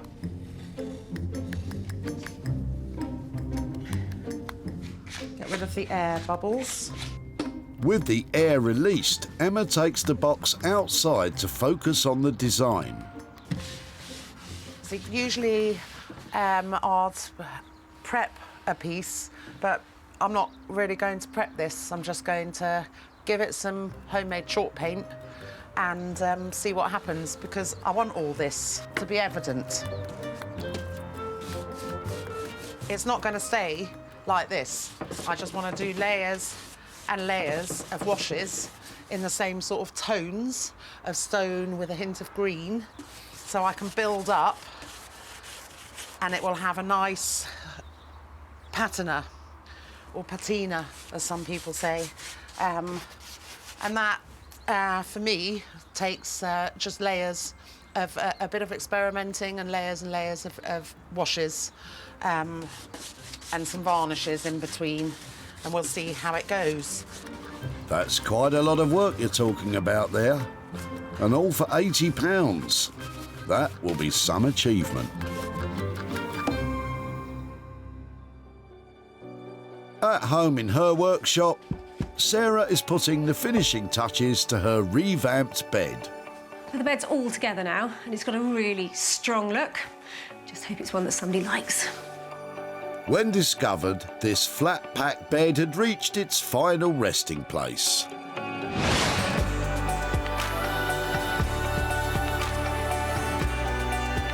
But now, it's a very comforting sight. No longer a bed from a bygone era, Sarah has sketched, traced, shaped and constructed to completely renew, remodel and produce this stylish upholstered bed. Well, the orange pine has gone, and in its place there are plump cushions, lovely fabric and a whole new look. And this is much more contemporary. This is the kind of bed that people are buying at the moment, so I'm hoping this one will find a new home. Personally, I think I might try it out. When Sarah met Bill at the tip, he was at a loss as to the bed's future, but was pleased to see it saved. I've got no idea what she's going to do with it, but if it gets another life, I'll be more than happy. And Sarah certainly gave it that. Sarah took some pretty pics, uploaded them to social media, and unsurprisingly, the bed was snapped up by the Rosebery Hotel in Newcastle upon Tyne. Owner Janet is made up. Absolutely love it. It's beautiful. It's just what the hotel loves. Upcycled vintage chic. Now Sarah is in Surrey to see Bill and hand over the profit. Hi there. Sarah, hi. Nice to see you again. And you. So you've moved? Yes, very much so. Was it traumatic? Not too bad. So I first saw you at Dunbar, where I think you were struggling to know what to take from Scotland down to here, and the bed didn't make it. No, it didn't make it. It was a good, strong pine bed. Any idea what might have happened to it? Well, I've thought about it. I thought about a garden bench. That's a good idea. Well, it was something actually that I worked on. I've got some pictures here to show you of how it ended up. Let's have a look. Your old pine bed. Oh, wow.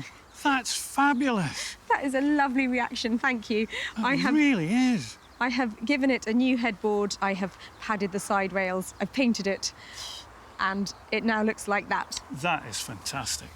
Do you approve? Really, oh, that's superb. It really is. As it turned out, it was a look that people liked, and I managed to sell it, and I've got profit for you. I've got £262 for you for your bed. Really? That's unbelievable. Is that £262. Yeah. Wow, I'm staggered. A bit of a really surprise there. Gosh, yes. Is there anything that springs to mind that you might do with that money? Well, we'll be giving it to charity. 2 animal charities in particular, and one of them is the Donkey Sanctuary in Dorset. Oh, fantastic. Oh, well, what a lovely place to send it. I really enjoyed working on that old bed, and it is now gone off to new home, new lease of life, and lucky donkeys. Wonderful. Brilliant. Very Thank you very opportune much to meet you indeed. in the tip. Thank you Thank for that. Cheers. Bye-bye. Bye. Sarah spent £88 on this task.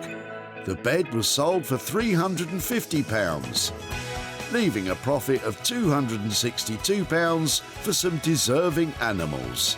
Excellent.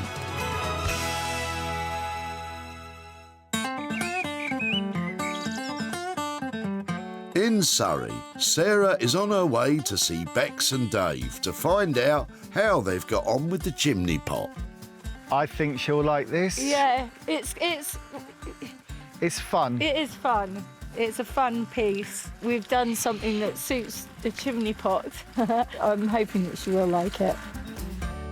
Well, what on earth do you do with a chimney pot? They're famously difficult to repurpose. So, of course, I sent it to Bex and Dave. I left them with a healthy budget and the idea of making a water feature. Let's go and find out what they've done. After many decades serving many families, the burning question was, what could possibly be done with this? Well, as it turns out, quite a lot. After years dealing with tremendous heat, this chimney now has a rather cooler purpose as a fun and funky water feature. The old chimney forms the centrepiece of the new functioning fountain. While it may be a quirky thing, Bex and Dave's mastery of metalwork is clear for all to see. The water feature has been tested and meets all UK electrical safety standards. It's a fun thing, but will it put a smile on Sarah's face? Hello. Oh, guys. Oh, look at what you've done there. How are you doing? Fine, how are you? Yeah, really well, really well. See you. You've been busy then? Yeah. Who came up with that idea? Well, it's sort of a mixture. It was her. I knew it was her, I could tell. It's unusual. Because we used to live top floor flat in London. Yeah. This is pretty much our sort of scenery. And so, we thought it's a rainy day in London. It's a torrential day. I like the fact it's so quirky. I mean, really clever to introduce the brickwork, the aerial, the birds. I thought it might be something organic and sculptural and really quite smart that would go into a garden. That's just fun, isn't it? Lots of fun, but also lots of work. How did we do with the budget? So we had the galvanising costs, they were quite high. We were hoping to source some bits, but we ended up having to make the whole lot. And we ended up with a pretty grand piece, and our labour costs were a bit higher, so it came in at nearer to £500. I think that's fine. I mean, it's a big piece. People who buy these things know they don't come cheaply. So I think it's as long as that covers your work, because there's clearly been a lot of work. Don't want to carry it. How do we move it? I've no idea. Just don't spill the water. OK, well, on that note, I'll be in touch with my forklift. It's fantastic. Well done. It's really good. Well, find something that nobody's done before in design is really difficult, and that is one quirky, fantastic water feature. A lot of hard work gone into it too. We've enjoyed making this one. It's been a good fun project. Yeah, we've laughed a lot, haven't we? Haven't we, dear? Yes, dear. Yes, dear. When Sarah met him at the recycling centre, Kelvin had hoped to make good use of the chimney pot, but his ideas didn't bear fruit. We're going to plant it up and put flowers or strawberries in it or something, but just never got round to doing that. Luckily, the fruits of Bex and Dave's labour were rewarded with the creation of this fantastic water feature. Which is why Pleasurewood Hills, a family theme park in Suffolk, thought, we've got just the spot for it. Manager Adam is delighted. We really love the fountain. It'll fit in perfectly here at the theme park. Well, unfortunately, I haven't been able to meet with Kelvin again, but I do have a fantastic £50 profit here that I'll be sending to him for his old chimney. Bex charged £500 for this task. The water feature was sold for £550, which means a £50 profit is making its way to Kelvin.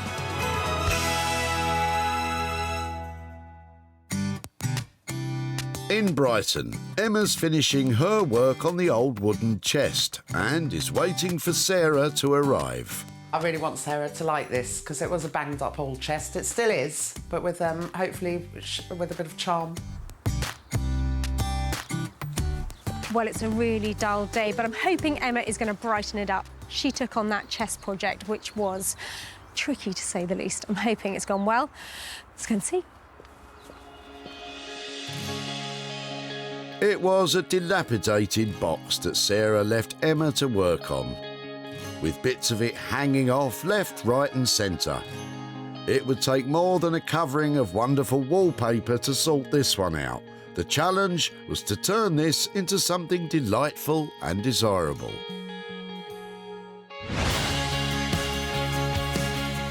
The old wooden chest has been totally rejuvenated. The blue and cream chalk paint highlights the wood carving, and to complete the design, Emma has added a tiny flower to each. Emma repaired and reattached the lid before fashioning a foam-filled Hessian cover that complies with all UK fire safety standards, so the chest can be used as a comfy footrest too. It wouldn't be an Emma project without a splash of wallpaper. And it's the feet that get the treatment here, as well as lining the inside of the chest. It certainly looks like Emma has fulfilled the brief. But how will Sarah react? Emma? Hi. Hello. Wow. Hi, Badger. That's a nice greeting. That's a lovely greeting. Oh, my goodness me. Is that the same thing? How Yes, are you doing? it is. I'm fine. Oh, Emma, it's lovely. Oh, well done. So we have the bracket legs on that we discussed. We have some handles I already had on the side. We didn't discuss, but I had to, really. And that's a really firm cushion. And a beautiful interior. And some nice paper on there. I think you've done something really clever with it. It was so dark and depressing before, and you've lifted all the right things. I think it's quite charming now. I think it's absolutely lovely. It looks kind of Moroccan. Those details were nothing before. They looked amateurish and clunky before, and you've made them look beautiful, and the little flowers in the middle, really good. Chunky elegance, like me. Yeah. Chunky but elegant. All of this extra bit on the top wasn't included in the initial budget, so I left you with 80 quid. How are we looking? We'll put another 25 on for the extras. I think it's got a bit of something for everybody. I think you've done a great job on it. And for £105, I think that's a good price too. So I'm going to say thank you so much. Oh, you're welcome. Let's get it packed up, and I'm sure that'll be off to a new home really soon. It's absolutely lovely. I always want Sarah to like what I've done. She seems to like this one as well. Yeah, I'm happy. Well, Emma has definitely ticked all the boxes. That thing has got a new look, a new purpose, and all I've got to do now is sell it.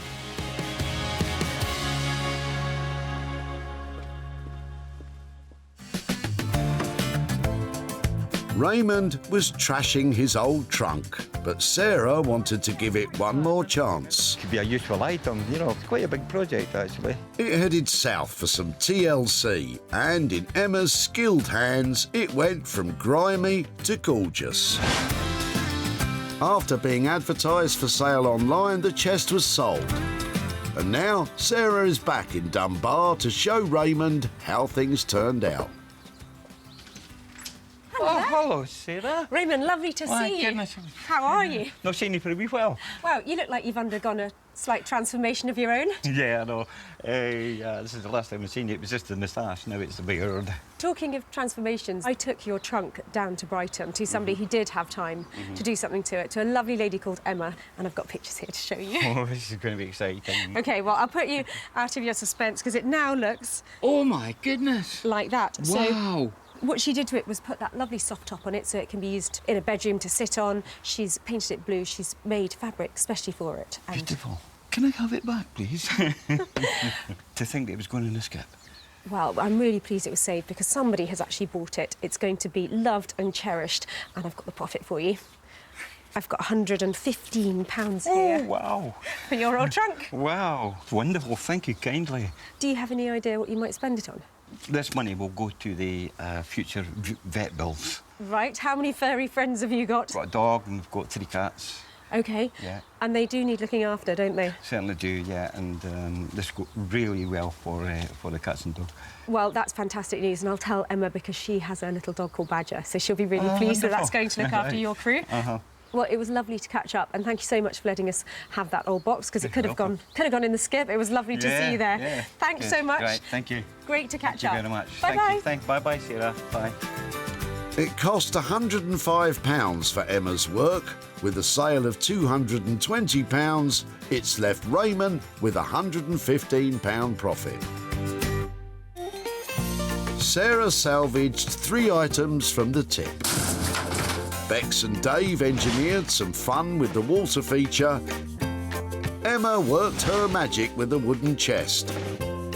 And Sarah delivered some class from the flat-packed bed. Well, I knew I could rely on Emma, Bex and Dave. They have transformed those tip items. They've made them beautiful again, and now they're all off to new homes.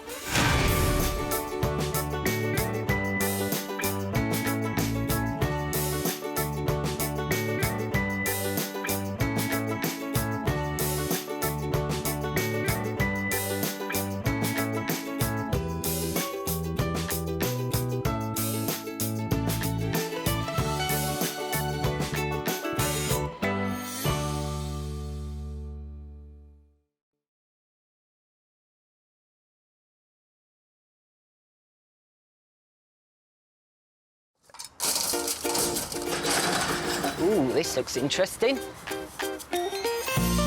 How do you make money for nothing?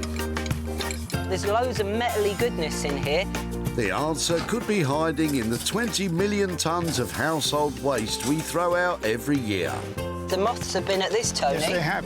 That's why entrepreneur E.J. Osborne I've spied something special in your boot. wants to get his hands on things before they hit the skip. I'm a designer and maker with an obsession for getting crafty with cast-offs, and I've turned my passion into a business. I take the old, turn it into the new, and sell it for a profit.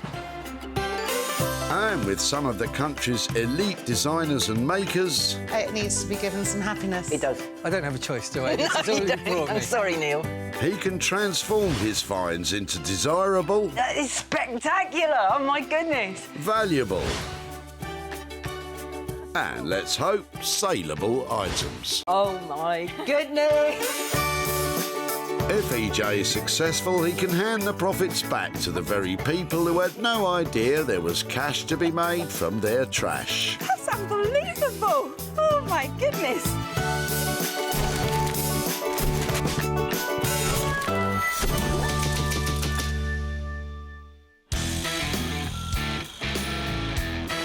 Welcome to the Woking Recycling Centre in Surrey, where EJ's on a mission to turn your trash into hard cash. I'm passionate about designing and making useful and beautiful things using the found and the foraged. I'm going to find some trash and turn it into treasure. EJ has to intercept 3 items before they're dumped, so he can restore, rejuvenate, and sell them on for a profit. You can cuddle it at night. But before you head down to your local tip, remember EJ's been given special permission to have a rummage in the rubbish. Perhaps there's trash potential in Chummy's car boot. Oh, hello there. Hiya. Hello, do you mind if All I right. stop you for a sec? Yeah, no problem. This looks amazing. Can we get it out and have a little look? Yeah, sure. Lovely. I'm so glad I intercepted you so quickly. Absolutely. So it's in 2 pots. It's heavy, isn't it? Really heavy. Yeah. Right. So this is a plan chest, isn't it? That's right. Well, it's quite old. It was saved from a school, and because I'm an artist designer, I've had it for my own paintings, including my mum's stuff over the years.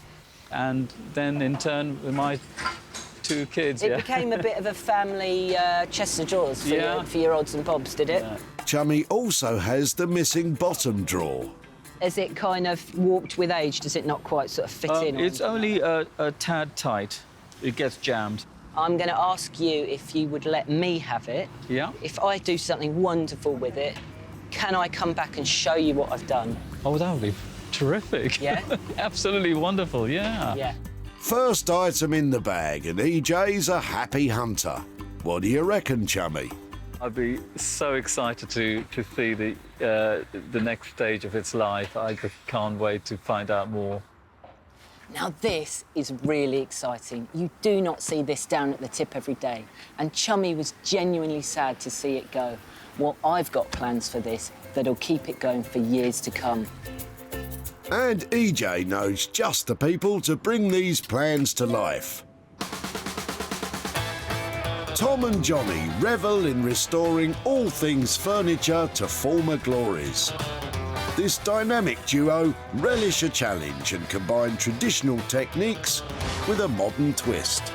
What I really love about restoration is getting a piece that looks tired and old and maybe someone's looking to get rid of, and then breathing new life back into it, so it's, you know, a brand new piece again and for people to enjoy for, you know, a lot longer. There's a lot of different stuff involved that all goes together, and seeing it all come together at the end is the best part.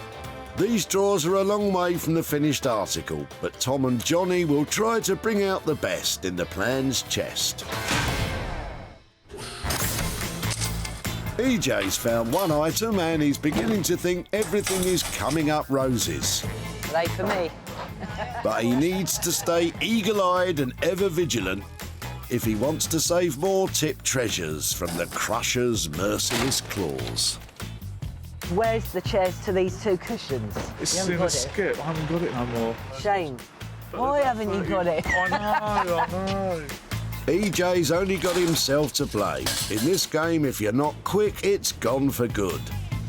Let's hope he's not too late to salvage the garbage goodies in Dave's boot. Ooh. Hello, hello. Hello there. Good day to you, sir. Good day to you. How are you? What's going on here? Just disposing of it, surplus to requirements. It's an old patio table and chairs. So it's all metal bits and bobs? Yep. Chairs, Yep. legs? Yep. Yeah, it's looking a bit tired, isn't it? It is, yeah. It may look like a load of old rubbish to you, but I like to call this industrial chic. Well, yeah, it's just somebody needs to give it a little bit of TLC and it'll go to a good home. So. OK, well, so can I have it? With pleasure. If I do manage to do something really good with this, can I come back and show you? Please do. Yeah. Yeah. Okay. Fine, excellent. Does Dave have any ideas what will happen to his old and shabby, industrial chic garden furniture? Unfortunately, it's not quite a full set of the chairs. I've already disposed of a couple of the legs in the bin, but, you know, I think there's enough for somebody to make a nice little set out of. EJ may have failed to save a complete set, but he's still got plenty to work with. I'm really glad this turned up today. Basically, it's a ton of metal, old, broken down bits of garden furniture. It's not the best of quality, but it's still really solid, and I reckon with the right attention, we can do something really good with this. Let's meet the maker EJ's picked to turn this old scrap metal into cold, hard cash. Norman Wilkinson is a self-taught furniture maker with more years of experience than he cares to mention, making handcrafted bespoke items that stand the test of time. I'm self-taught, never been to college, never took woodwork at school, so over the years I just taught myself. We started making a few pieces and it just took off, so it was the best thing I ever did. We make all sorts of things, I mean tables, serving tables, anything basically. But I hate to work on chairs. They're just one of those awful things. But I mean, I do them because I have to, but I try and avoid them at all cost. Poor Norman, there's no avoiding the pile of dilapidated seats EJ's bringing his way.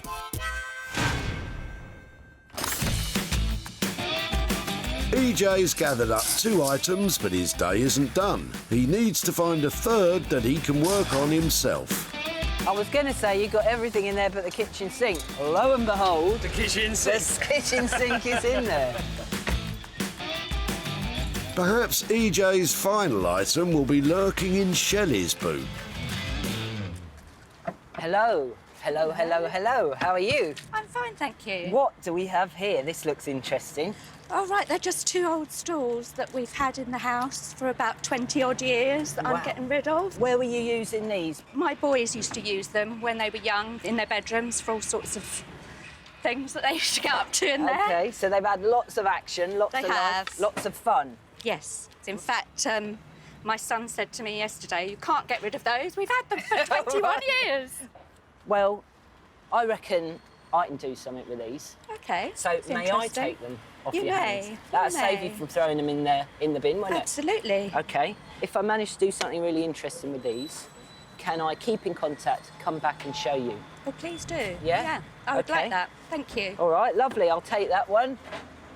Thanks very much. See you again. See you again. Bye. EJ seems delighted with the stalls. But what does Shelley think? It's really good that they're being made use of rather than being thrown away altogether. So, and I'm sure my sons will be pleased to hear that too. Check these out. They go up and down and round and round. And when I find a pair of something, that's double the potential to turn a profit. EJ has successfully salvaged his 3 items. Tom and Johnny will restore the beaten up and broken plans chest. Norman will take on the bits of garden furniture, while EJ will transform the stalls. Now that's what I call a hugely successful day. I've managed to salvage 3 really exciting items. Now the hard work starts.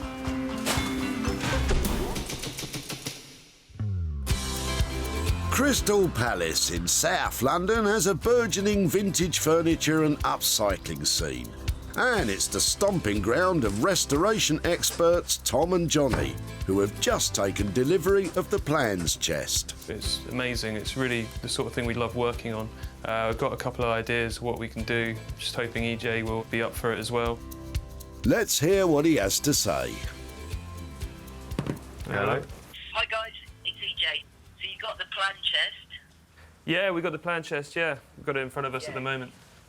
I really like it restored to its former glory, you know, bringing it back to, like, brilliance. Yeah, that's exactly what we thought.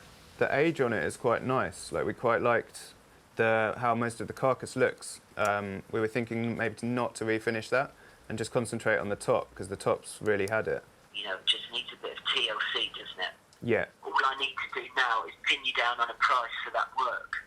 All in, including to do the top with the veneer and refinishing, it should be somewhere between about 290, 330, around that sort of figure. That's a really good price, and I can't wait to see what you do. So I'm going to let you get on with it, and I will see you very soon. Cool. Great. All right. Cheers, EJ. Okay. Cheers, bye. So it's a brand new veneer top and a spruce up for the rest. Happy, lads? EJ seems to have pretty similar ideas about what to do with it as us, which is great. We're really looking forward to making a start on it, get it looking good and get it back to him sort of how it would have been. The lads have agreed a budget of between £290 and £330 to get this chest back to looking its best. EJ's next stop on his upcycling adventure is Hellingley in East Sussex, home to furniture maker par excellence, Norman. There's nowhere he'd rather be than whittling the day away in his workshop. As long as he's not working on chairs, that is. Oh dear. I always look forward to working, coming through the door. We're happy with whatever. We've had some weird and wonderful things, so yeah, let's rock and roll. I don't think he's going to be too happy with this. Right. You know what I say? I'm lost for words. Well, Literally. I know it looks a little bit intimidating because there's so much of it. But what I'm thinking is we don't have to use all of it. We can pick and choose. So we've got two metal tops here. We've got these kind of metal frame bits. Yeah. And I was thinking, you know, we could make them back into chairs, supplement them with a bit of lovely wood. What do you think? Well, no, OK then. So what? Yeah. So I'm trying to get into your head, and it's not a good place at the moment. You like my idea. That's what you So mean. is that what it is? OK. I can tell you like this idea. Yeah. So we're going to make them into chairs then. OK. Are we going to use timber and aluminium? This whatever it is. We're going to mix the two materials. Yeah. Yeah. But okay. obviously, at the minute, this is not good, is it? OK, so we need to strip them, and then we'll make a base. Either then we'll paint them or we'll just clean them up and leave them as they are. Yeah. So we'll have the two different contrasts of material. Norman's hiding his disdain for the chairs rather well. He'll make wooden bases for the floral back seats, and for the rest of the pile, EJ thinks there should be enough bits to reconstruct 2 more chairs. We need to talk about money, Norman.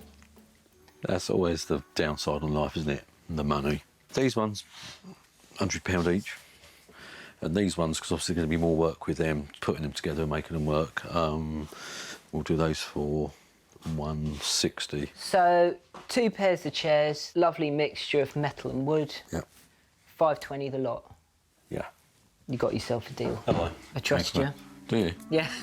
Oh dear, oh dear. Could this be the project that begins Norman's love affair with chairs? I think this project, it'll either go one way or the other. It will work and we'll go clap our hands and think fantastic, or we'll look at them and think, maybe not.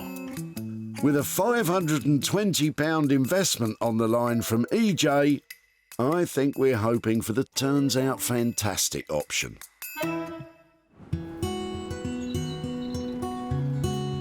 EJ has dropped off his tip treasures with his hand-picked team of crafty types.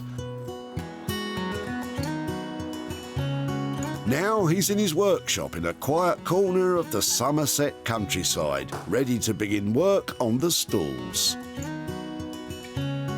They're a bit tired, but they're really lovely and solid. So what I might like to do is make a really nice bench. So if I use the bottom as structures, really solid structures, remove the top and anything else unnecessary, I reckon I can make a really lovely contemporary bench. So that's the project. I better get on with it.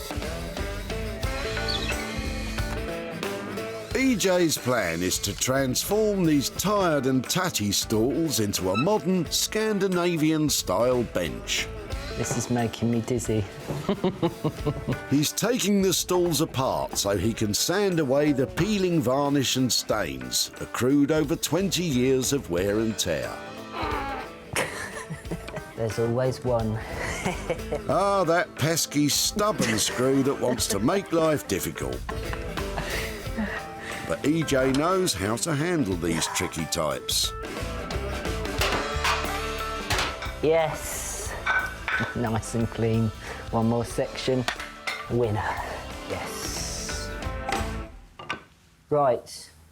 I've got all the pieces apart. Now I'm going to sand them and see what's underneath.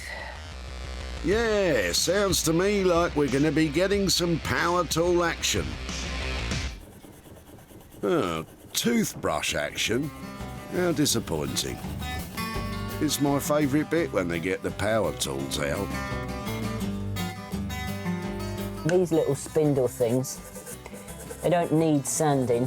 They've got lots of this white chalky stuff trapped in their grooves.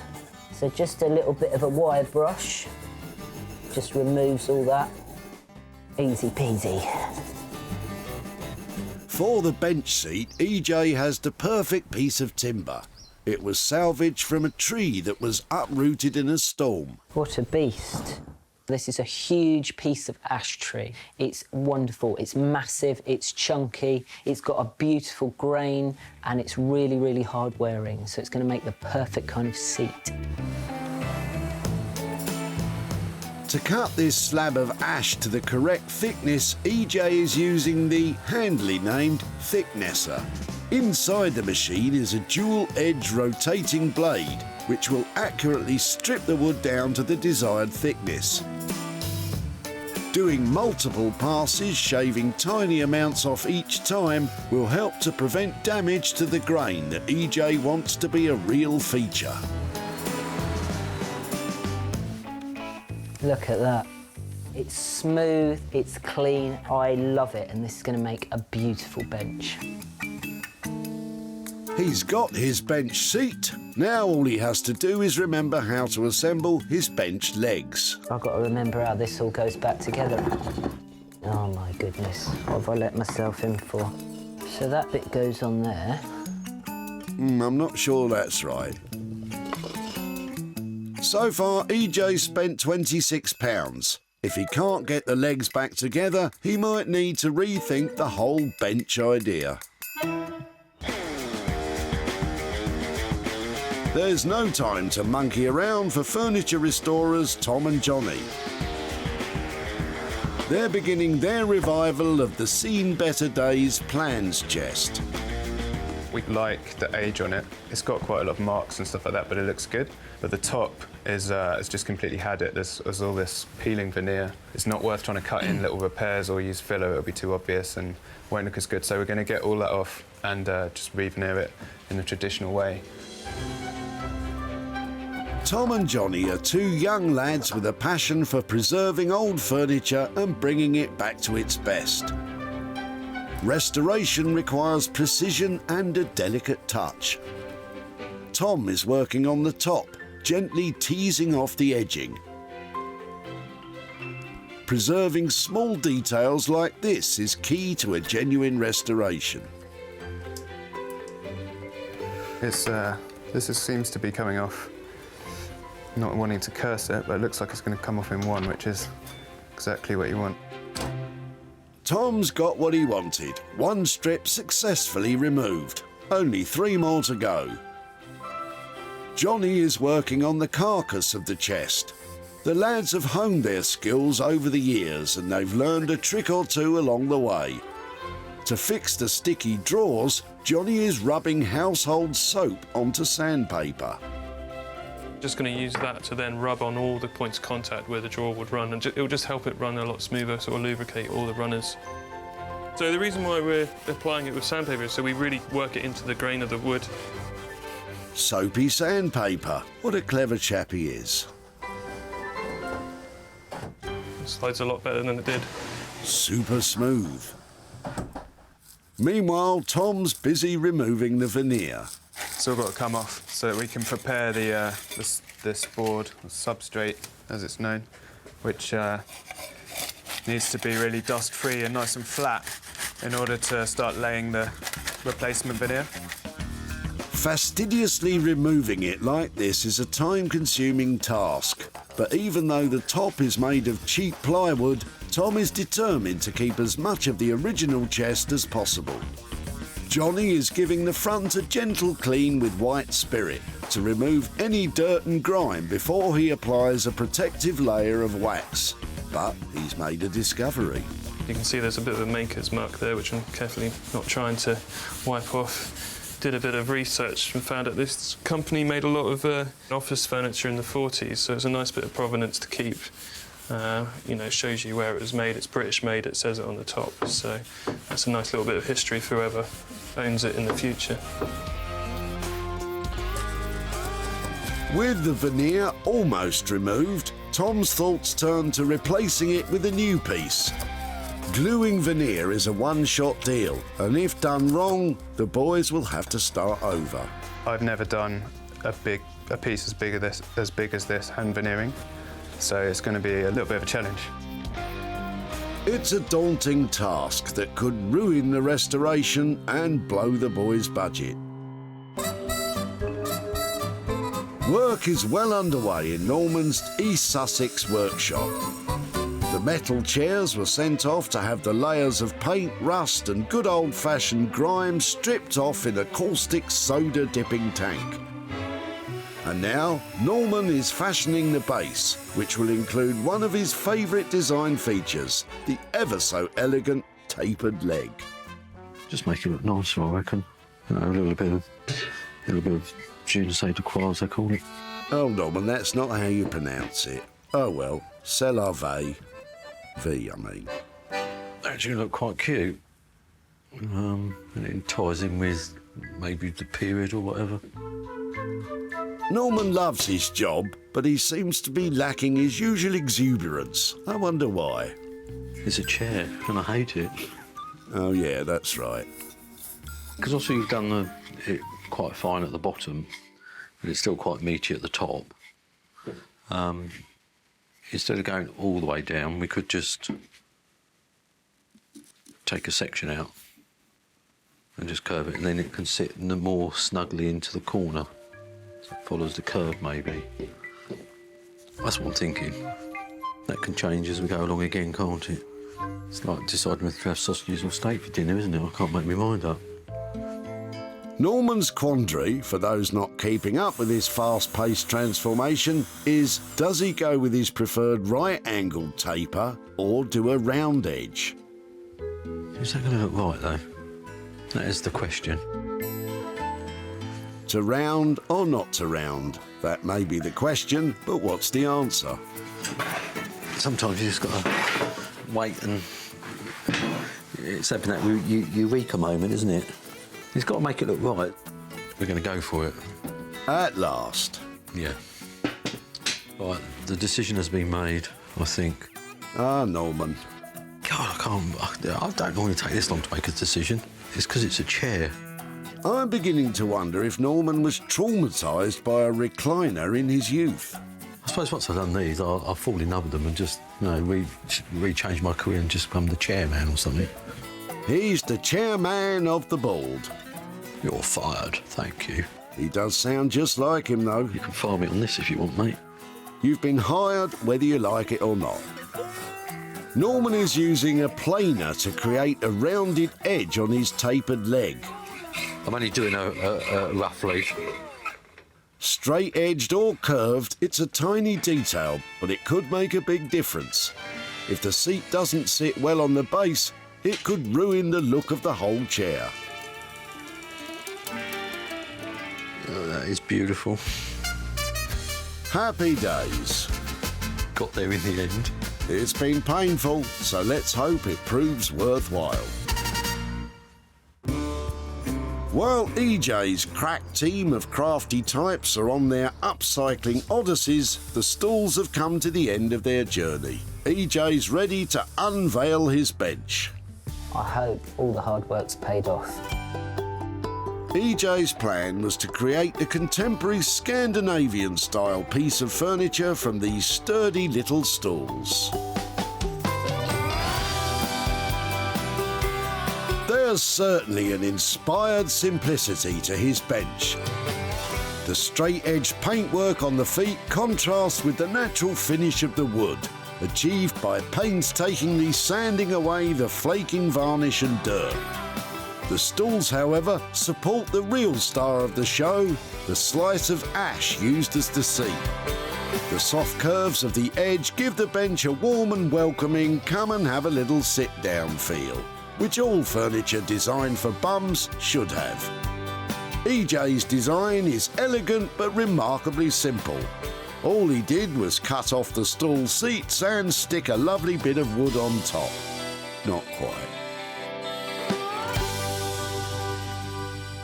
Well, I'm really proud of this bench. I absolutely love it. I think the simplicity works really well. I've used the two stools, I've popped a bit of ash on top. Brilliant. What more do you want? Get it sold, make a nice little profit.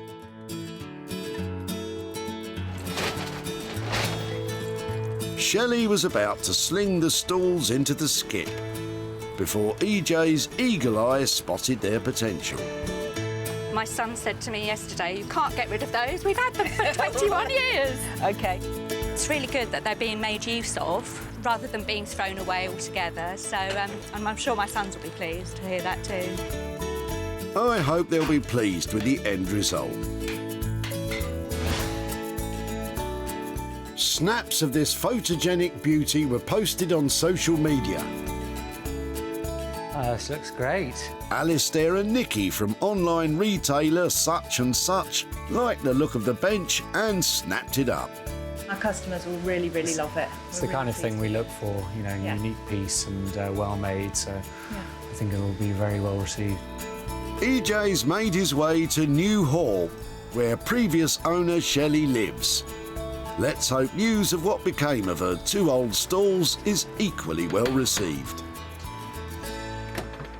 Shelley. Hi, EJ, how are you? I'm very well, how are you? I'm very well, thank you. So, do you remember at the tip I took your two old stools? I do remember it well. Did you ever wonder what I may have made them into? I've been wondering constantly. Very excited. Any to know. ideas? Any ideas? I did think maybe bedside tables. Okay. Or maybe a console table. Right. But apart from that, no. OK, would you like to see what I did with them? I'd love to. Yeah, all right. Well, there you go. Wow, that's fantastic. Oh, that's really good. It looks lovely. It's really heavyweight, it's really solid. I did quite a lot of resting on it myself during the process. Did you? Why not? You worked hard. I put it through its paces, I fully tested it. So, do you approve of that? I do, definitely. It's wonderful. I love it. So, there's more good news. I managed to sell the bench. Did you? And I made a bit of a profit. And it is £274. My goodness. Thank you. That's wonderful. Yeah, are you happy with that? I'm very happy with that. Thank you, EJ. Fantastic. So, do you have any idea what you may use the money for? Oh, probably something in the house. Probably buy 2 more stools. Right. Better stools. No, only more joking. stools. No, that's fantastic. Thank you. Great. I'm so glad you're happy. I am. And very. whatever you spend it on, I hope you enjoy it. I'm sure I will. All Thank right. you, EJ. Cheers, Shelley. Okay, lovely to meet you. Bye. Bye.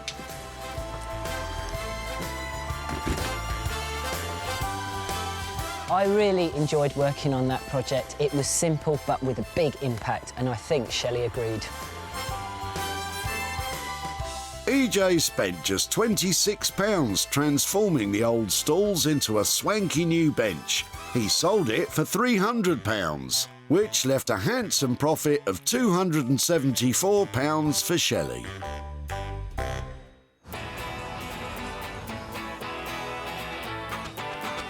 EJ's back in Crystal Palace to see what Tom and Johnny have managed to do with the plans chest.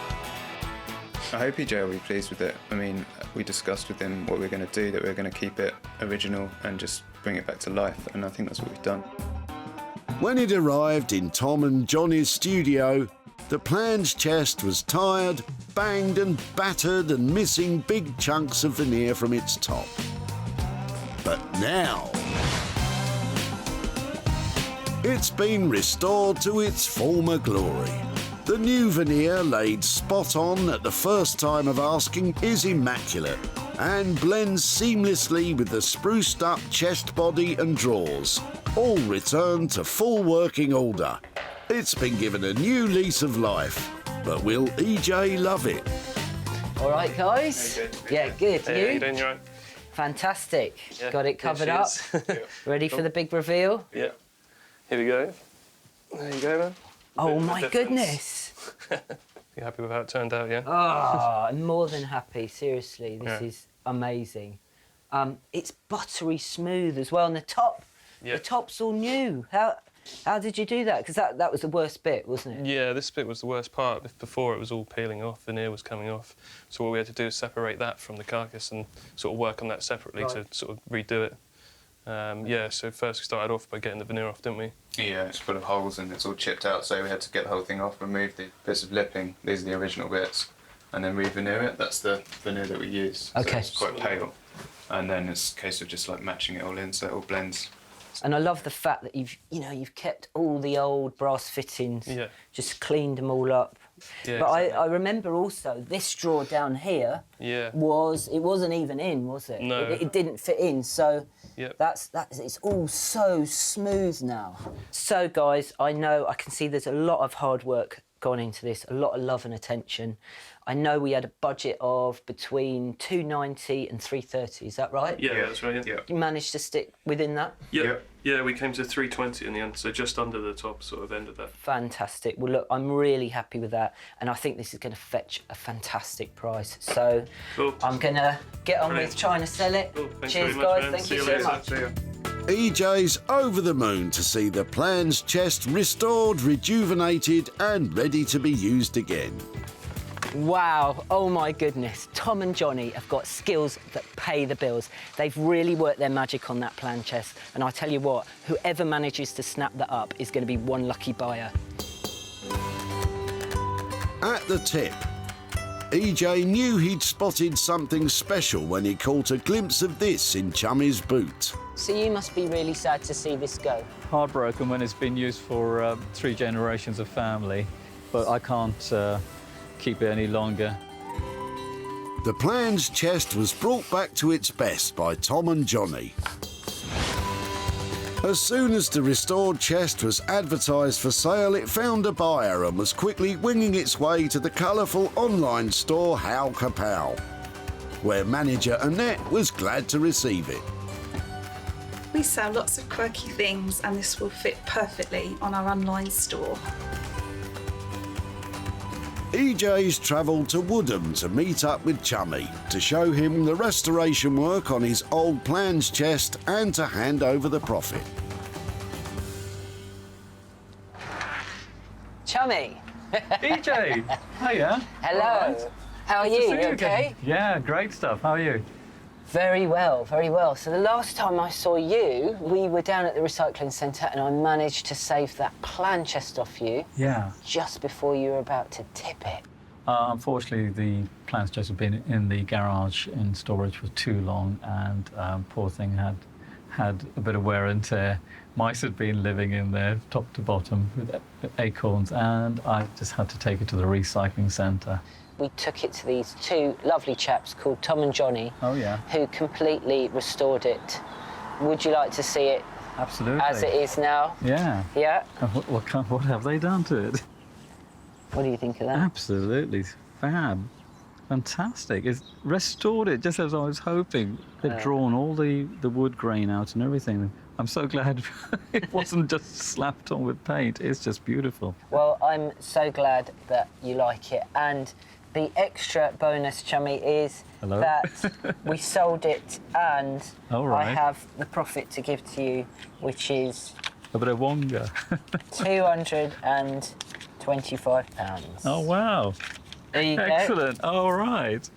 Oh, what should I do with that? Well, that was going to be my next question. Is, Oh, yeah. What do you think you might do with that, Chummy? Well, I think the kids come first. Okay. Isabel, my daughter's 21st, and she wanted for a party, and my son will probably want it for his go-kart that he's doing champion with. So that sounds that'll be brilliant. Very generous of you, Chummy. No Have worries. fun with that. Thank you so much. Thank you. Thank you for looking after Yeah. it. Bye. Bye. It doesn't sound like Chummy's going to see any of that profit. Well, that was great, wasn't it? Chummy was chuffed, and with the result like that, so am I. The Plans chest restoration cost £320. EJ managed to sell it for £545, which left Chummy with a profit of £225.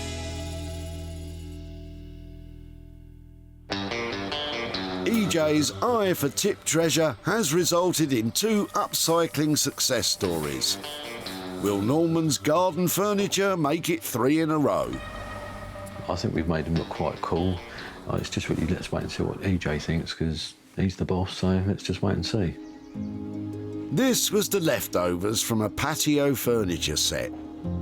EJ was excited by what he called industrial chic and entrusted Norman to weave his makeover magic. And he's worked wonders to create 2 pairs of beautiful chairs. For one set, Norman crafted new bases with subtly curved tapered legs, which sit perfectly in proportion to the metal seats. They give an elegant platform to highlight the chair's floral design. Norman removed the flaky green plastic coating and then, through a process of painting and sanding, created a distressed paint effect, using wax to add a lustre of faded grandeur. From the leftovers, Norman reassembled 2 seats, giving them a similar distressed look. The wax finish also makes them suitable for indoor and outdoor use. These were seconds from the skip, but now they've been given a second chance. But, like Norman says, it's all about what EJ thinks. Norman? Hello, you. They're a bit special, aren't they? My goodness. There we are. They are your chairs. That is Norman, what we have done. This is amazing. Is it? Yeah. Can I have a little... You can play. Can I touch them? You can touch and feel. We've aged the paint and everything so they don't look what they are. They sit well, don't they? They sit well. This is a really comfortable chair. They've got that nice aged look. Well done. Now, what about these ones? I mean, we've when they came back from these strippers, they were really shiny, so we've aged them. I really like the contrast of the original metal, even though it's changed a lot, obviously, but the wooden legs, I think that really works. You The know, two marry. The two, yeah, they really marry up well, don't they? Yeah. Yeah, very, very simple, but very well done. With that said, did you manage to stick to the budget? Yes and no. Right. So, on the leafy chairs, as we call them, we came banging on budget as £100 each. But on the chairs that we refurbished, instead of doing the other work, we quoted £150 each, but we're going to do the pair for 120. Fantastic. We haven't done, so, yeah, so it's, you know... So under reflective, budget. So under budget, so we're just trying to reflect on the work we've done. Yes. I know good work when I see it, and this is good work. Oh. Thank you so much. Thank you, sir. Well, farewell, really well done. Well, Norman has taken a pile of rubbish and turned it into 4 trendy chairs. I couldn't be happier with those. At the recycling centre, EJ had to be quick to stop Dave chucking out all of his patio set. Rubbish to you, but it looks really exciting for me. You want to give it a good home? I want it. Well, that's fine. We're gonna hopefully make something good out of this. Yeah. And with Norman's help, that's exactly what he's done. With the chairs revamped, all that remained was to sell them. And when advertised online, they were soon snapped up by a furniture store in Surrey, owned by Claire. I'm loving the designs of these chairs. They're great for bringing it outside into any conservatory for any home. EJ's back in Woking, which is where Dave lives, to show him what became of his old garden furniture and to hand over some cash. Dave. Hi. How are you, sir? Fine, fine. Good to see you. Yeah, likewise. You all right? Yes, I'm fine. I'm fine. So the last time I saw you was down at the recycling centre. Yeah. And I took from you a pile of garden furniture. I did we weren't quite sure what was going on for a while. Right. Just remind me again why you were getting rid of that. Out with the old, in with the new. Yep. It was a bit heavy and whatever, and we just updated it. Yeah. So you've got your new garden furniture. We have, yeah. Well, I took all the bits and bobs off you, and I took it to a chap called Norman, who worked his magic and did some amazing things. Would you like to see what we did with it? Certainly, yeah. Yeah? OK, you ready for this? Yeah. Oh, wow. That is superb. Really wonderful. What do you think of those? Well, it's great. I wish I hadn't got rid of them. Well, the other part of good news is that we managed to sell them to a shop in Surrey, and I've made a profit of £75. And that's all yours. That's amazing. That really is amazing. Well, that's really good. So, do you have any idea what you might use the money on? It'll most probably be shared between the local MENCAP and another association called Link Able. You know, all charities need money, so they do. Yeah, very close. Well, to fantastic. Thank you so much, Dave. Thank you so much. Very, very good. Bye. Very good. Bye. Okay, bye-bye. 2 great causes to benefit from that profit. From a pile of mangled metal to 4 contemporary garden chairs. What a result. The garden furniture cost £320 to bring back to life. EJ managed to sell them for £395, which leaves Dave a profit of £75 to split between 2 charities close to his heart. EJ saved once cherished possessions from being chucked in the skip. Instead of being lost forever, They've all been given a new lease of life and a chance to be treasured again. Wow, yet again, some amazing transformations that I'm sure will go on to be enjoyed for many more years to come.